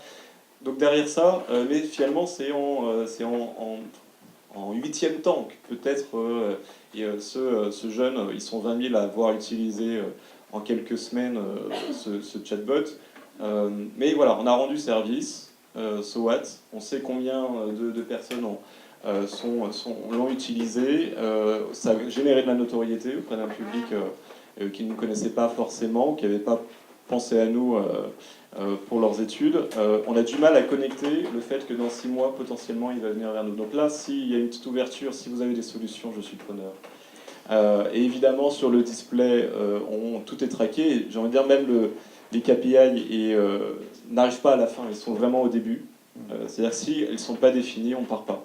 On démarre pas. Comme on parlait justement d'outils, en début de mois, il y a eu 2 jours du forum Google développement à Paris, avec beaucoup de technologies, avec des accords qui ont été passés, notamment par exemple le plus connu d'entre eux étant celui d'Atos avec Google, même si on va dire que la plupart des grandes organisations travaillent toutes avec Google Platform. Et notamment, je suis allé à un entretien qui était assez intéressant par rapport au KPI, Parce que dans votre cas, on parle de site, on parle donc de Google Analytics ou de choses comme ça, et il parlait d'analyse prédictive, c'est-à-dire la capacité finalement de pouvoir prévoir un petit peu ce type de choses que vous attendez. Est-ce que vous êtes, au regard de ces outils-là, assez, on va dire, en veille technologique? Est-ce que sinon plutôt vous êtes plutôt sur de la personnalisation, éventuellement du custom development, on va dire, ou alors simplement prendre les meilleurs acteurs du marché qu'on peut avoir pour aller un petit peu plus loin. En fait, what's next finalement par rapport à cette vision-là, au-delà d'un Google Analytics simple? Oui, alors en fait, on ne cherche pas forcément le meilleur du marché, parce qu'on ne sait jamais qui est le meilleur du marché. Par contre, on va en tester plusieurs. Et en même temps, et on prendra celui qui nous aidera à mieux performer. Notre indicateur, c'est évidemment la performance au point de départ. Et on est capable assez rapidement de très vite changer de partenaire. Voilà, je n'aurai pas d'exemple précis là, mais si je prends un exemple vraiment pour le coup concret, toutes nos campagnes display sont en A/B testing automatique. Donc ça veut dire un travail colossal d'architecture au départ pour produire des contenus qui soient ultra différenciants les uns des autres pour arriver sur un même produit au départ, avec, enfin à la fin, avec des landings différentes pour se dire qu'au bout d'une semaine, on débranche les 8 qui n'ont pas performé, on n'en garde que 2 qui fonctionnent bien et qui génèrent suffisamment de leads. Sur les newsletters, c'est pareil, l'A/B testing est automatique au sens où l'objet est déjà, on propose différents objets, différents designs. Celui on envoie d'abord sur 10% de notre masse de clients. Si la version A a plus performé sur la version B, elle part automatiquement sur les 90% du stock restant. Ça, c'est totalement intégré dans nos process maison. Et évidemment, à chaque fois que quelqu'un a une super idée, et s'il est externe, eh bien, on la prend, on l'intègre, et ça, on n'a aucun souci avec cette idée-là. En tout cas, si vous êtes des acteurs et que vous avez plein d'idées, ne pas hésiter à discuter. Donc là, sur cette partie-là, on va terminer avec Orange, qui est partenaire Gold à peu près de tout ce qui se fait de mieux en technologie, on va dire, dans ce monde. Aujourd'hui, on regarde ces KPI, comment elles ont pu être mises en place, comment elles sont... alors on a compris, parce que tu nous en as déjà un petit peu parlé, mais aujourd'hui, au niveau de l'outil en tant que tel, est-ce qu'on ne peut pas être éventuellement à un moment donné coincé entre de l'analyse type site web, de l'analyse BI, comment ça se passe chez Orange? Pour une meilleure qualité de contenu, bien entendu. Je pense que justement, le sujet n'est pas l'outil, le sujet est la manière dont on va l'utiliser et la stratégie que l'on vise. Moi, je partage complètement le fait qu'il faut remonter. Et le vrai sujet d'animation et le vrai sujet sur le contenu, comme sur toute la stratégie digitale, c'est partager la même définition des indicateurs, les mêmes choix au vu des objectifs business que l'on a. Si on vient au content marketing, nous, notre objectif est un 3, c'est engager, convaincre, convertir. Voilà, donc, tout doit tourner autour de ça, et une bonne campagne doit générer de l'émotion et de l'action. Quand on est dans un business un peu technologique, un peu froid comme nous, l'émotion est devenue aussi une fondamentale dans une stratégie digitale. Elle est un peu animée par les réseaux sociaux, on va dire. Entre autres, ouais. Oui, mais l'émotion positive que tu peux avoir quand tu te connectes sur Orange et moi et qu'on va t'avoir poussé la bonne offre ou le bon. Tu vois, c'est pas que sur les réseaux sociaux. Donc on est vraiment autour de cette idée que tout doit générer une action, une émotion. Et puis je vais revenir à ce que disait Francis. Je pense qu'il y a un vrai sujet de culture autour des KPI et des indicateurs. Je pense qu'il faut lutter contre ce que j'appelle les vanity metrics. Celles qui font plaisir, parce qu'elles sont dans le volume, elles sont dans le reach, elles nous font du bien. C'est vrai qu'elles nous font du bien au moral, elles font du bien à notre management. Et il faut aider les équipes à revenir à ce qu'on appelle, en Lean Analytics, on appelle ça the OMTM, One Metric That Matters. Celle qui va nous permettre de comprendre le problème et d'en tirer une action immédiate. Et je pense que tout l'enjeu que l'on a quand on travaille sur de la performance digitale, parce qu'on est dans un monde génial, tout ce que l'on fait est mesurable. Donc on a tous des stratégies, des plans de taillage qui prennent longtemps, qui sont indispensables. avec des outils plus ou moins harmonisés. Chez Orange, on a fait le choix d'outils harmonisés au niveau du groupe parce qu'on a besoin de se comparer sur nos marchés. On n'arrive pas toujours, et je pense que c'est le cas de tout le monde, de se comparer avec les concurrents. Donc on ne se compare pas avec des gens qui ne le sont pas, mais on a au moins une puissance collective géniale, c'est qu'on a 30 filiales et qu'on peut se comparer les uns les autres pour trouver et apprendre les uns des autres. On est quand même dans un milieu de test and learn permanent. Et dans le content marketing, on peut faire vraiment du test and learn. Donc trouver la bonne métrique qui permet d'être dans un processus lean est super, vraiment super important. D'où encore le point, pas forcément de l'outil, mais de la communauté, du collectif, du partage d'abord d'une vision commune et d'un collectif, d'une co-construction, des stratégies, des campagnes, des retours d'expérience, de cet apprentissage permanent dans lequel on est et qui, je pense, est le prérequis à toute mise en place d'un outil. Vous disiez tout à l'heure, il faut lutter contre le fait des équipes qui vont utiliser Dropbox ou Transfer, mais on n'empêchera jamais personne d'utiliser n'importe quel outil, jamais.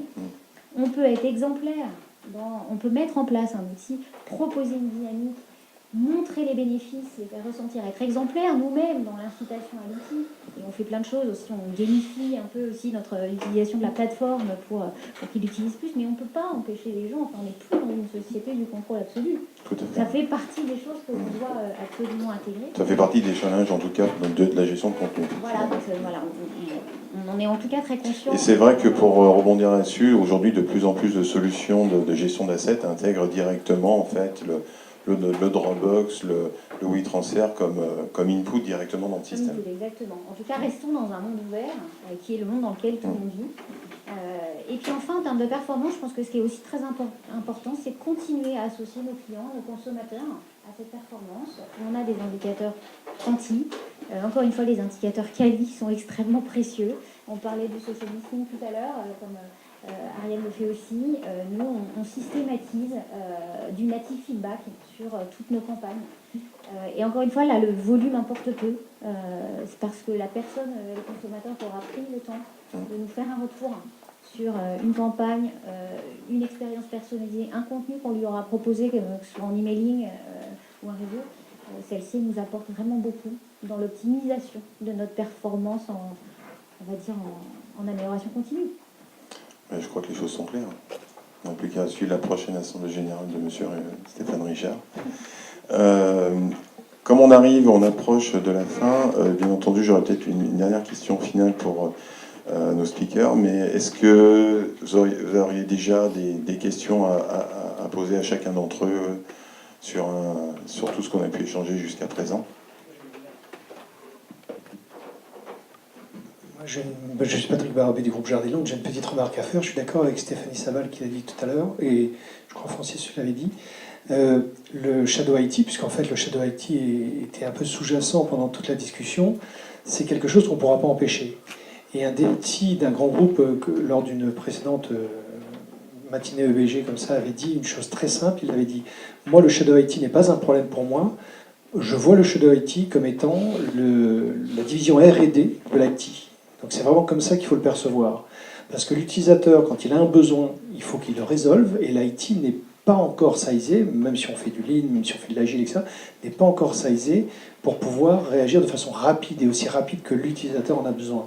Donc il faut vraiment voir le Shadow IT comme étant un système de R&D dans lequel on peut puiser quand il y a quelque chose d'intéressant, et voir comment ensuite on peut l'intégrer dans le système informatique, sous réserve qu'il soit urbanisé, bien sûr. Voilà, c'était tout.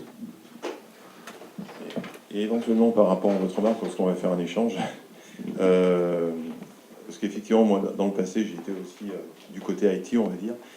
Est-ce qu'aujourd'hui, dans le choix de l'outil, parce qu'on est très souvent confrontés, quand on essaie de faire passer un message qui est d'abord client first, content first, mais l'idée, c'est qu'aujourd'hui, dans cette approche-là, de notre expérience, on est souvent dans une espèce de dualité, et technique, et marketing, communication, etc.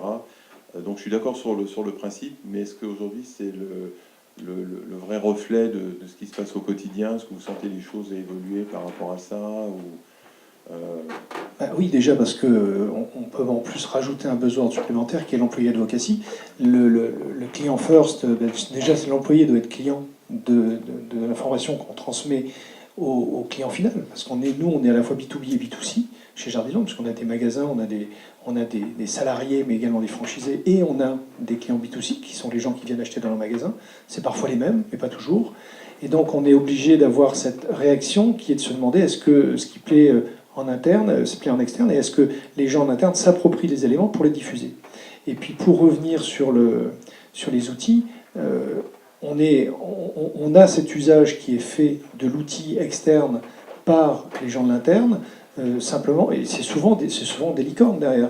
Les gens ne vont pas chercher un outil obscur venu de nulle part. Ils en ont entendu parler, ils savent que ça fonctionne, ils savent comment l'utiliser. Et ils l'utilisent parce qu'ils en ont vraiment besoin. Vous avez parlé de WeTransfer, mais parlez de Slack. Slack, c'est l'usage de Slack en entreprise qui vient parfois de l'IT, mais souvent du marketing et de la com. C'est la marque de la faillite de l'email. C'est parce que l'email, on n'a pas été capable de le valoriser et de le rendre utile. Il est chronophage. On met Slack, d'un coup, tout est beaucoup plus fluide. Vous parliez tout à l'heure de digitalisation des RP. C'est vrai que les RP, bon, je ne sais pas s'il y en a dans la salle, je suis désolé pour eux, mais c'est un peu le boulet de la digitalisation actuellement, parce que c'est des gens qui ont un mode de fonctionnement qui n'est pas digital au départ. Mais les RP peuvent très bien et utilisent assez facilement Slack, surtout quand en plus on met l'agence dans la boucle d'un Slack. Vous avez des agences digitales qui posent directement un Slack à leurs clients. Disco, par exemple, c'est une agence qui, à chaque fois qu'elle ouvre un projet ou qu'elle rentre en contact avec un client, lui ouvre tout de suite un Slack chez eux, qui est le Slack du client. Voilà, donc il y a vraiment des outils et des usages qui font que on ne peut plus résister à ça. C'est impossible de résister à ça. Je dirais même qu'il ne faut pas résister à ça. La nature a horreur du vide, hein, donc je vais encore me faire des ennemis, mais pour moi le DSI c'est l'ARP du digital. C'est-à-dire qu'au final, c'est toujours aussi important, mais le métier n'est plus le même. C'est-à-dire que, pourquoi il y a des Dropbox, des WeTransfer ou des Slack? C'est tout simplement parce que nombre de fois où vous envoyez une image un peu trop grosse, bing, vous aviez un mail d'alerte il y a encore quelques temps en disant c'est interdit parce qu'il y a des virus ou je sais pas trop quoi. Bon, au final, que font mes clients? Ils prennent leur Gmail perso, poum, et ils m'envoient les infos. Donc, enfin, la nature hors du vide. Donc, quelque part, toutes ces montées en puissance d'outils est hyper intéressante et je la trouve d'autant plus intéressante que elle transversalise, elle ouvre. C'est-à-dire que lorsqu'on utilise du Dropbox ou autre, au final, on l'utilise dans notre vie de tous les jours. Ce qui fait que l'utilisabilité, la barrière entre le perso, le pro, entre la compréhension, le mode de fonctionnement, la fluidité, disparaît. Avant, j'ai souvenir, il y a quelques années de ça, on se connectait à des intranets faits par des DSI, on comprenait rien à rien. Enfin, on avait compris qu'on était dans le monde professionnel, quoi. C'était voilà. Là aujourd'hui, on ouvre un Slack, c'est génial. En 3 secondes, on n'a même pas de notice. On est capable de parler, de communiquer avec des équipes partout, et c'est extraordinaire. J'ai hâte que demain tous ces outils puissent être transversaux et qu'au final, nos enfants. Vous prenez un enfant aujourd'hui, il prend un iPad, il est capable de jouer avec. Voilà. Demain, on ira vers une simplification et quand je dis demain, on l'a déjà aujourd'hui.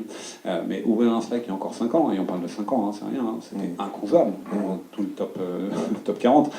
Aujourd'hui, ça fait partie de fonctionnement. C'est des choses qui bien mis. Je me rappellerai toujours l'initiative d'Ethos par M. Breton, qui effectivement a supprimé le mail il y a 5-6 ans. Et je pense qu'effectivement, la preuve en est, c'est que ça fonctionne. Et qu'effectivement, dans le cas d'une gestion de projets digitaux à grande ampleur, on est tous victimes de ça, de toute façon. Il ne faut pas perdre de vue qu'encore aujourd'hui, peut-être qu'on aura un autre discours dans 5 ans, mais encore aujourd'hui, le centre, c'est l'humain. Donc, et c'est pas l'outil. Hein. Quand j'entends des DSI ou des services informatiques qui disent bah oui, mais vous avez qu'à. Non, il n'y a pas vous avez qu'à. C'est vous, outil, avec qu'à. Si on utilise un drop, c'est parce qu'il n'a qu'à me servir et il me sert. Voilà.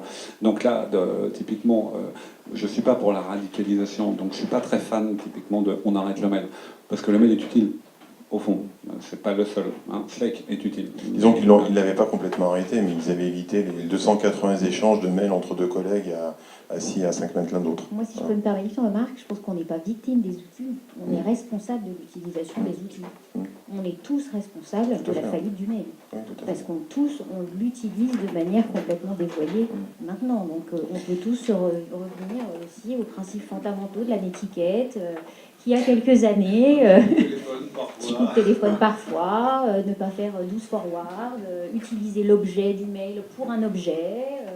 ne pas copier 15 000 personnes. Enfin, on est tous responsables de l'utilisation des outils. Et si on ne l'est pas, ça sera la même chose pour Slack dans 5 ans. Hein. La même chose.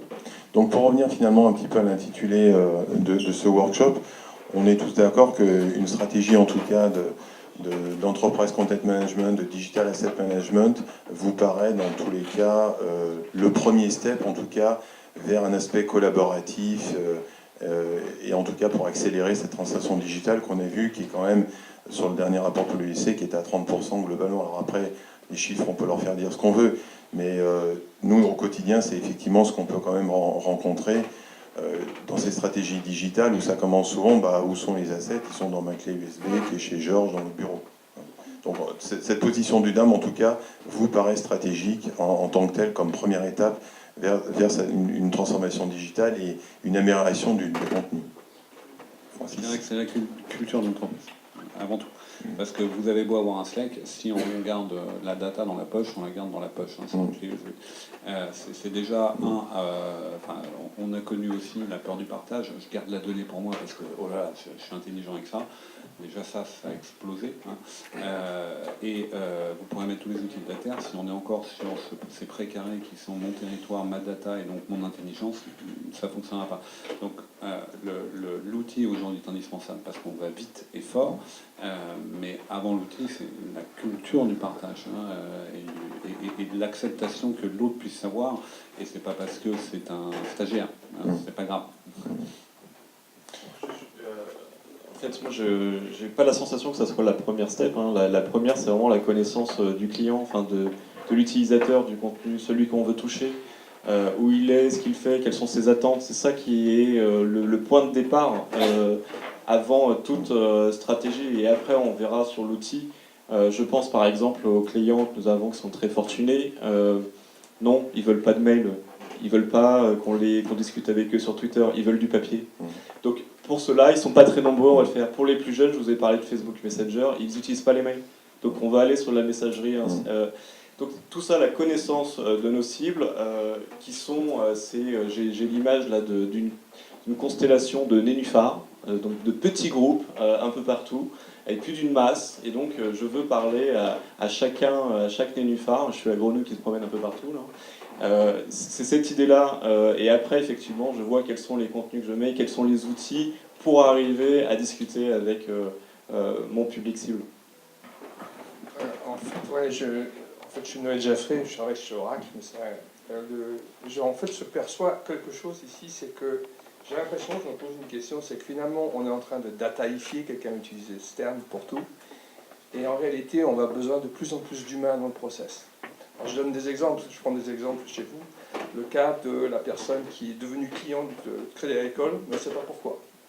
Et en fait, c'est le côté humain qui dicte pas mal de nos choix. Je vais acheter une voiture, je suis sûr dans les critères d'achat de ma voiture ou de ma machine à laver, il y a 20, 30, peut-être même 50% des critères de choix qui ne sont pas factuels, qui ne sont pas basés sur des données, qui sont purement émotionnels. Ouais, oui, et heureusement. Et donc, dataifier tout ça, on n'en est pas là, quoi. Mais quelque part, comment percevoir cette partie purement émotionnelle ou purement choix non factuel si ce n'est pas à travers des humains? En gros, le contenu émotionnel dont vous parliez, c'est en gros bâtir des applications ou bâtir des infrastructures qui vont permettre de connecter des humains tous ensemble. Et je me demande si, dans les mois qui viennent, on ne devrait pas plutôt repenser nos outils pour mieux faire intégrer plus d'humains au bon moment en face de notre client. Et pourtant, je viens d'une société où on est plutôt dans la data, dans le monde de l'automatisme, etc., où les agents artificiels... Mais c'est pas antinomique du tout. Si vous reprenez l'exemple de la voiture, et c'est super intéressant. Il y a 10 ans de ça, on vous vendait un turbo, on montait à 150 en je sais pas combien de temps, machin, rien, c'était génial. Bon, jusqu'au jour où la data, ou en tout cas des études, nous ont montré que qui achetait réellement la voiture, c'est pas les mecs, c'est les filles. C'était gentil avec ton turbo, mais moi je dois emmener les mômes à l'école. Donc maintenant, qu'est-ce qu'ils vendent? Ils vendent des voitures, on est bien, c'est cool à l'intérieur, elles ont une bonne tête, elles ont de la couleur, et à la limite, elles montent à 150, c'est super, mais tout le monde s'en fout, c'est sécure. Et quand on regarde bien qu'est-ce qu'on a fait avec la voiture, on ne fait que par... Qu'est-ce qu'on vend? On vend même plus une voiture, on vend une émotion. Donc c'est ultra méga humain. Je pense qu'il y a 30 ans de ça, vous auriez dit à des publicitaires, on va vendre une émotion avec une fille qui mange du chewing-gum et un mec qui joue au golf, ils n'auraient pas compris. Et qu'est-ce qui nous a permis, en fin de compte, de savoir que c'était l'émotion qui marchait, la data. Donc en soi, c'est pas antinomique, mais voilà, c'est très complémentaire. Mais c'est pour ça que le côté noir-blanc, on est biologique, hein, donc de toute façon, on n'est pas noir-blanc, mais le côté noir-blanc, il n'existe pas. Et la remarque que vous faites est très très juste. C'est plus on met de data, plus on s'aperçoit que l'humain est au centre. Clairement. C'est vraiment, et c'est génial. Enfin, heureusement. En fait, à la fin, l'interprétation de la data, de toute façon, c'est un humain qui va faire l'interprétation. De se dire, on a 20% d'opinions négatives, qu'est-ce que ça veut dire en fait? Est-ce que ça veut dire qu'on a 80% d'opinions positives, et c'est ça que je regarde? Ou est-ce que 20%, je suis pas loin d'un quart des personnes qui ont une opinion négative de quelque chose, d'un contenu posté ou n'importe quoi? À la fin, en KPI, etc., c'est nous qui décidons en fait. C'est l'humain qui va regarder et interpréter la donnée. Mais dans votre métier, tous les jours, la question est peut-être plus large, c'est comment vous essayez de capter ça? Parce qu'on a vu que dans ces critères de choix, de décision pour donner ce nom, il y a tout un tas d'éléments qui n'ont rien à voir avec la donnée. Ce sont des choses qui ne sont pas factuelles. Alors, l'idée, c'est de dire comment est-ce que je peux mettre ça sous forme de données, transférer ça sous forme de données pour être capable de le calculer. Moi, je pense que ce qui est génial avec la data, c'est que ça enrichit notre matière. Ça nous donne beaucoup plus de matière. Et d'ailleurs, c'est pas la donnée qui est intéressante, c'est l'information qu'on en tire. Il y a quand même un petit chemin entre data et information pour qu'elle soit ensuite activable. Ça, je pense que c'est vraiment une richesse et quelque chose d'extrêmement précieux aujourd'hui pour nos métiers de la communication et du marketing. Pour moi, c'est un absolu must-have. Mais ça veut dire aussi qu'il faut continuer à travailler l'extrême créativité des équipes, qu'il faut continuer à bosser et à valoriser l'intuition des marketeurs. Ça, c'est précieux. Si on ne peut pas tomber dans un monde purement algorithmique. Je ne sais pas si vous, comme moi, vous avez déjà eu l'impression géniale, même au tout début, là, quand le premier c'était Amazon qui nous proposait le bouquin qu'on allait aimer. Sur le coup, on se dit, c'est quand même vraiment super bien. Puis il y a un espèce de petit arrière-goût en se disant, mais je suis si prévisible que ça. Est-ce qu'en fait, je suis pas un peu touchée dans mon ego, dans mon unicité? Et alors, je pense qu'on pour repartir sur la notion de justesse et de pertinence, si on tombe dans cette algorithmie absolue, on tombe. Je pense qu'on se trompe. Donc encore une fois, c'est vraiment la balance et l'équilibre précieux entre de la précision d'information dont on a besoin, parce que le monde, les interactions, tout s'est complexifié, on a plein de sources. Continue à travailler l'extrême créativité, et là moi je crois beaucoup à toutes ces méthodes et à toutes les méthodes autour du design thinking, parce que je pense que la créativité est en chacun. Il n'y a pas des gens créatifs et des gens pas créatifs. Remettre la place à l'intuition, et moi j'aime beaucoup quand on parle d'IA, le petit trick qu'en a fait Joël de René, qui ne parle pas d'intelligence artificielle, mais qui parle d'intelligence augmentée. Et je pense que c'est là où on doit aller, c'est là où est la... je ne peux pas dire la vérité, mais sans doute une partie de la solution. Juste. Ouais, d'autant que deux critères là-dessus, c'est qu'il nous manque des données, donc le cas particulier de véracité. Alors, j'ai acheté quelque chose, mais l'utilisateur ne connaît pas, ou alors le système ne sait pas que je l'ai déjà acheté. Donc du coup, je suis noyé dans mes machines à laver, parce qu'à un moment donné, j'ai fait un choix, et donc il me manque des données pour être capable de déterminer ce choix.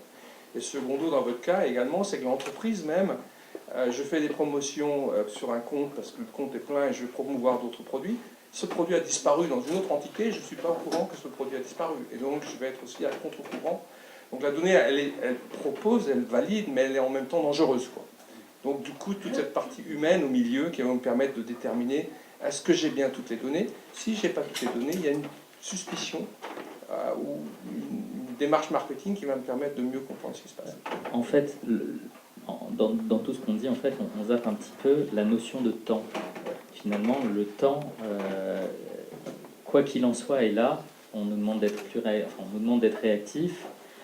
Après, entre être réactif et éparpillé et délivrer quelque chose sans réfléchir, il y a une chose, mais le temps joue. Vous voyez, dans une journée, combien de fois, si vous pouviez finalement faire tourner des données, vous pouvez passer des journées et des journées et des journées pour en tirer quelque chose, même des années.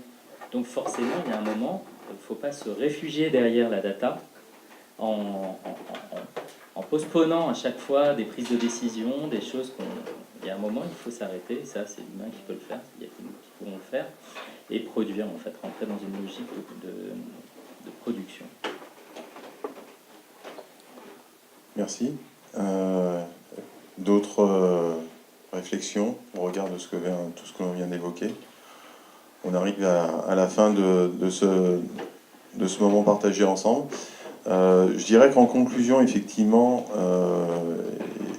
et heureusement ça reste l'essentiel, on parle d'abord de contenu et de qualité de contenu. On parle d'hommes également, parce que finalement, au regard des outils, et je dirais que c'est la première réflexion qu'il faut avoir, c'est que je pense qu'en 2018, c'est pas trop un gros challenge de trouver un outil qui puisse répondre à la problématique.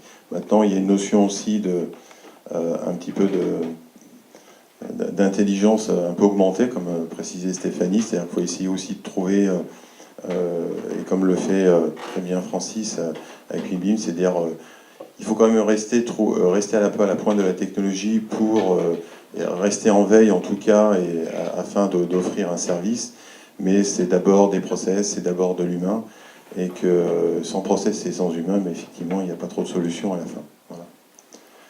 En tout cas, je vous remercie bien d'avoir partagé ce temps, et puis on a encore un petit peu de temps pour échanger autour d'un café